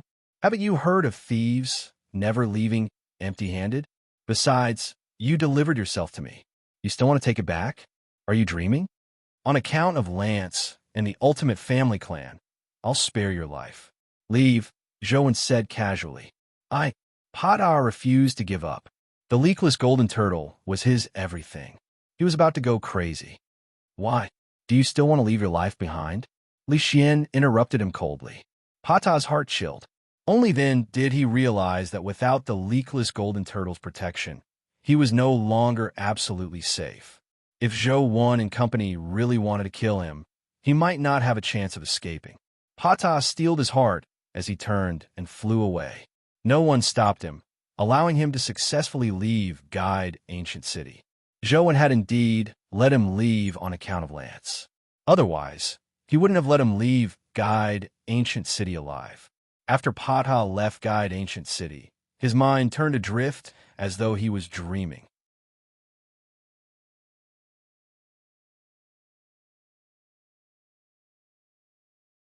Chapter 17:07. Pata was in a daze when he suddenly heard his phone ring. He subconsciously took it out and pressed the answer button. Pata, have you arrived? Where are you now? Quickly lend me the leakless golden turtle. Kalaman's anxious voice sounded from the phone. Upon hearing Kalaman mention the leakless golden turtle, Pata felt even more stifled. He had suffered a huge blow and hadn't recovered from it. Now that he was truly awake, he felt even more pained. Lend my ass. Don't look for me for anything related to Zhou when in the future. Pata cursed and hung up before switching off his phone. Kalaman was baffled by the scolding and didn't know what was going on. He immediately called back, but he heard the notification that the other party had switched off his phone. What's going on? Kalaman had an odd expression as he recalled Pata's words. Don't look for me for anything related to Zhou when in the future. He had a rough guess. This fellow went to Zhou Wan and even suffered a loss. Kalaman had guessed a portion of it. Although it wasn't everything, he was already somewhat afraid. Although Pata's strength is a little weaker, he has the leakless golden turtle to protect him. He shouldn't have suffered a loss, but from Pata's tone, it seems like he suffered a huge loss. Could it be that the leakless golden turtle can't withstand Zhou Wan's taboo power? Kalaman never expected that Pata had even lost the leakless golden turtle to Zhou Wan. Zhou Wan was rather comfortable at home as he looked at the leakless golden turtle's stats. Leakless golden turtle, calamity grade, evolvable, life providence, leakless body life soul, undying indestructible wheel of destiny, invulnerable terraform, invincible Vajra, S grade, calamity domain, selfless invincibility, hell, strength, 200 speed, 200 constitution, 200 essence energy, 200 talent skill, guardian, seal break, exorcism, eternal, companion form, armor. It just advanced a hell grade, so its stats are still the most basic stats of hell grade. Zhou Wan was greedy. He originally wondered if the leakless golden turtle stats had already reached the peak of hell grade. He didn't think about it. How could an ordinary person obtain so many resources to feed a calamity grade companion beast? Pata had already invested a lot to get the leakless golden turtle to the hell grade. This was only because he had become the spokesperson and used most of the resources given by the dimensional races on the leakless golden turtle. Otherwise, it was hard to say if the leakless golden turtle could advance to the calamity stage by himself. Zhou Wan was somewhat curious if the leakless golden turtle could withstand Shiryu's power, so he summoned it to give a try. He realized that it really wasn't afraid of Shiryu's power, or rather, it wasn't completely afraid. Shiryu could also affect the leakless golden tortoise, but he couldn't completely seal it. Zhou Wan didn't continue studying it. The better the leakless golden turtle was, the more uncomfortable he felt. If it was really one of the 3 companion beasts of Small Buddha Temple, it would definitely be devoured by Truth Listener in the future. No matter how well he studied it, he wouldn't be able to keep it. It would only make him feel worse. Let me see if it's really you. I hope not. Zhou Wan summoned Truth Listener, hoping to see if it would have any reaction to the leakless golden turtle. When Truth Listener saw the leakless golden turtle, its golden eyes lit up. Before Zhou Wan could say a word, the earrings on its ears shattered. Soon, it transformed into the form of a golden ape and charged forward to bite the leakless golden turtle. It's really me. Zhou Wan was somewhat helpless. He ordered the leakless golden turtle not to resist and got Truth Listener to swallow it. After swallowing the leakless golden turtle, Truth Listener automatically turned into a tattoo and returned to Zhou Wen's body. No matter how Zhou Wen summoned it, it couldn't be summoned. This fellow is becoming more and more willful. Did he learn bad things from demonic neonate? Zhou Wen mumbled to himself as he began studying his next goal to advance to the Calamity grade. Now, the only Essence Energy arts that hadn't advanced to the Calamity grade were the God Fiend Era and the Demon God Catalog. Zhou Wen definitely wouldn't head to Chess Mountain now. Even if he did, he would wait for Truth Listener to digest it. The origins of the God Fiend Era are unknown. I don't even know which Pantheon's Essence Energy art is. However, its attributes are related to space. I'll find a spatial dimensional zone to give it a try. Zhou Wen didn't have any particularly suitable dungeons on his phone, so he could only flip through the information, hoping to find a more suitable dimensional zone. Immortal Crossing Jade Tower. Where's the person I want? A cold woman's voice sounded from the Jade Tower. Wang Mingyuan sighed softly and said, I've already handed the memento to Zhou Wen. He hasn't come. Perhaps he has already made up his mind, or perhaps he hasn't thought it through. That's not the answer I want. The woman's voice didn't contain any emotion. There was no joy, anger, sorrow, or joy, but it made one feel a sense of reverence when they heard it. It was as though they were listening to the teachings of a god. Wang Mingyuan wasn't afraid as he said calmly, He's only my disciple, not my son. Even if he's my son, he might not completely listen to me. If you can't do it, what's the point of keeping you alive? The woman said indifferently, but it was as though she had Wang Mingyuan's life in her hands. I know the whereabouts of that immortal sword. Wang Mingyuan didn't seem to care about his life as he continued smiling. I hope what you say next can be exchanged for your life, the woman said. The sword is at Kunlun Mountain, Wang Mingyuan answered. How do you know that the sword is at Kunlun Mountain? The woman didn't believe Wang Mingyuan. I saw it with my own eyes, Wang Mingyuan answered frankly. Since you can see it, why didn't you bring the sword back? The woman asked again. I can see it, but I can't get it. Why? The dimensional creatures at Kunlun Mountain are not something I can match. There's a phoenix guarding the sword. What kind of phoenix? The woman's question was somewhat odd. Dragons were lustful by nature. There were many mixed blood dragons, but phoenixes were pure. She had never heard of the existence of different types of phoenixes. Phoenix as in phoenix. Wang Mingyuan's answer was also very odd. However, the woman seemed to understand as she said thoughtfully, It's no wonder. It's indeed not something you can match. After a pause, the woman said, If you were to go to Kunlun Mountain again, would you be able to find the sword? If it's just a look, I can lead the way at any time. I will definitely not disappoint you. Immortal supremacy, said Wang Mingyuan with a smile. The meaning behind his words was very clear. He could lead the way, but it was absolutely impossible for him to retrieve the sword. All you need to do is lead the way. Someone will naturally retrieve the sword, said the woman. I'll be at your disposal at any time. Immortal supremacy, said Wang Mingyuan. Stay in the Immortals and wait for my orders. Someone will inform you when the time comes. With that said, the woman fell silent. Wang Mingyuan bowed slightly before turning to leave the Immortal Crossing Jade Tower. Inside the Immortal Crossing Jade Tower, a cyan-clothed woman frowned slightly as though she was thinking about something important.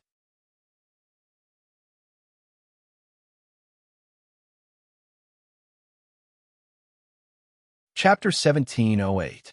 Zhou Wen flipped through a lot of information. Although there weren't many spatial dimensional zones, Guide Ancient City's information sources were increasingly diverse. The intelligence department was constantly improving, allowing Zhou Wen to see quite a number of spatial dimensional zones. However, no matter how he looked, he wasn't sure which one was more compatible with the God Fiend era. Just as Zhou Wen was considering which spatial dimensional zone to visit first, Lu Yun suddenly called. Junior brother, it's been so long since we last met. Did you miss your beloved eldest senior brother? Lu Yun was as greasy as ever. I'm more interested in the treasures you have, Zhou Wen subconsciously replied. Every time he met Lu Yun, Zhou Wen seemed to be able to obtain something good. For a long period of time, Zhou Wen treated Lu Yun as a treasure giver. This was really what he said. When Lu Yun heard that, he said in an extremely ambiguous and exaggerated tone, "Junior brother, I never expected you to be such a person. Although I'm indeed powerful, I'm really not interested in men." Zhou Wen was taken aback before he reacted. "If you have something to say, say it. If there's nothing else, I'm hanging up. Don't be so petty. You can't even take a joke. I have something serious to discuss with you," Lu Yun said. "I'm busy. If there's nothing else, I'll hang up." Zhou Wen didn't really hang up. "I found something good in a dimensional zone. Are you interested in taking a look?" Lu Yun hurriedly said. "You'll look for me if there's something good? Tell me, what's the matter?" Zhou Wen didn't believe that Lu Yun would share something good with him out of goodwill. It's nothing much. It's just that I can't handle that dimensional zone myself. If you're interested, let's give it a try. I won't take advantage of you. We'll split everything we get," Lu Yun said with a grin. "What dimensional zone? What's good inside? What can't you handle? Tell me everything in detail. I'm saying if I agree to go with you and find anything different from what you said, don't blame me for turning my back on you." Zhou Wen knew Lu Yun too well. Although this fellow wasn't a bad person, he was definitely not a good person. At most, 70% of his words could be trusted. "Have you heard of Kunlun Mountain?" Lu Yun's tone became much more serious. "Which Kunlun Mountain are you talking about?" Zhou Wen asked. "An expert. It's definitely not the one on the map," said Lu Yun with a smile. "You found the legendary Kunlun Mountain?" Zhou Wen was truly alarmed. The Kunlun Mountain on the map was not the same as the Kunlun Mountain in the legends. Kunlun Mountain was also known as Kunlun Void, and there were many versions of it. Some said that Kunlun Mountain was ruled by the Queen Mother of the West. Some said that it was the capital of the human sovereign, Fuxi, and some said that it was the home of the gods. Although there were many versions of the legend, and it was hard to tell which one was true and which one was false, in all versions of the myth and legend, it was a top place for immortals. Those who could be related to Kunlun Mountain were basically the super immortals of the Eastern god system. I did find it, and I also discovered something good. However, I can't take it out by myself. If we work together, there's still hope, Lu Yun said sincerely. "If it's really the legendary Kunlun Mountain, do you think I can get a bargain from that place?"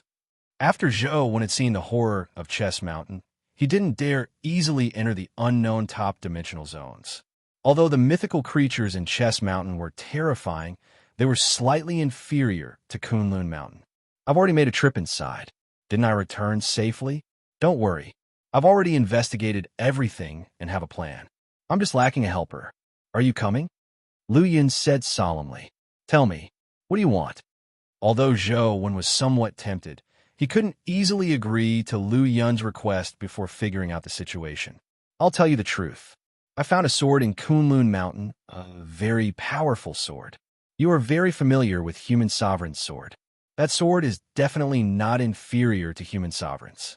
However, there's a powerful dimensional creature guarding the sword. I can't handle it myself, so I sought your help," Lu Yun told the truth. "How do you know that sword isn't inferior to Human Sovereign's sword?" Zhou Wen knew that Lu Yun wanted to say that he was Human Sovereign, but he pretended not to understand. "Because that sword is very similar to Human Sovereign's sword. I reckon it might have some connections with Human Sovereign's sword." Lu Yun hesitated for a moment before continuing. "I suspect that Human Sovereign's sword might be one of the legendary 4 immortal vanquishing swords, and the one I found in Kunlun Mountain might be one of them." "One of the 4 immortal vanquishing swords?"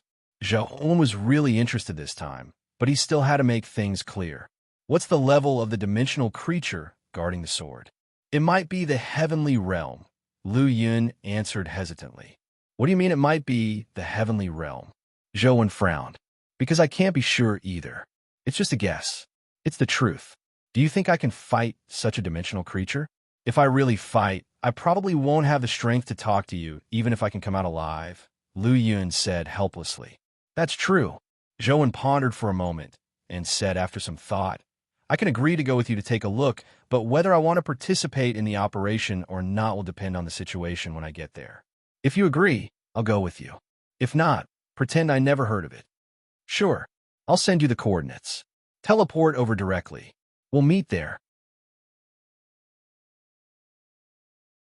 After saying that, Lu Yin hung up and sent Zhou Wen the coordinates. Don't tell me this fellow is trying to scam me again. Zhou Wen didn't dare teleport over casually. He took the coordinates and compared them to the map to see where the coordinates Lu Yun had given him were. Zhou Wen also wanted to know where the mythical Kunlun Mountain was. Of course, he had another reason for going there. He wanted to see if he could find the tiny palm symbol. It would be best if he could download the Kunlun Mountain dungeon into his phone. Why is it here? Zhou Wen looked at the coordinates on the map and couldn't help but feel surprised. He originally imagined that the mythical Kunlun Mountain wasn't the present Kunlun Mountain. It was likely a relatively remote area, but the coordinates weren't too far from where Zhou Wen was. It was a small county city named Yangcity County. After checking some information online, he learned that Yangcity City hadn't fallen and that there were still people living there. Only then did he feel relieved.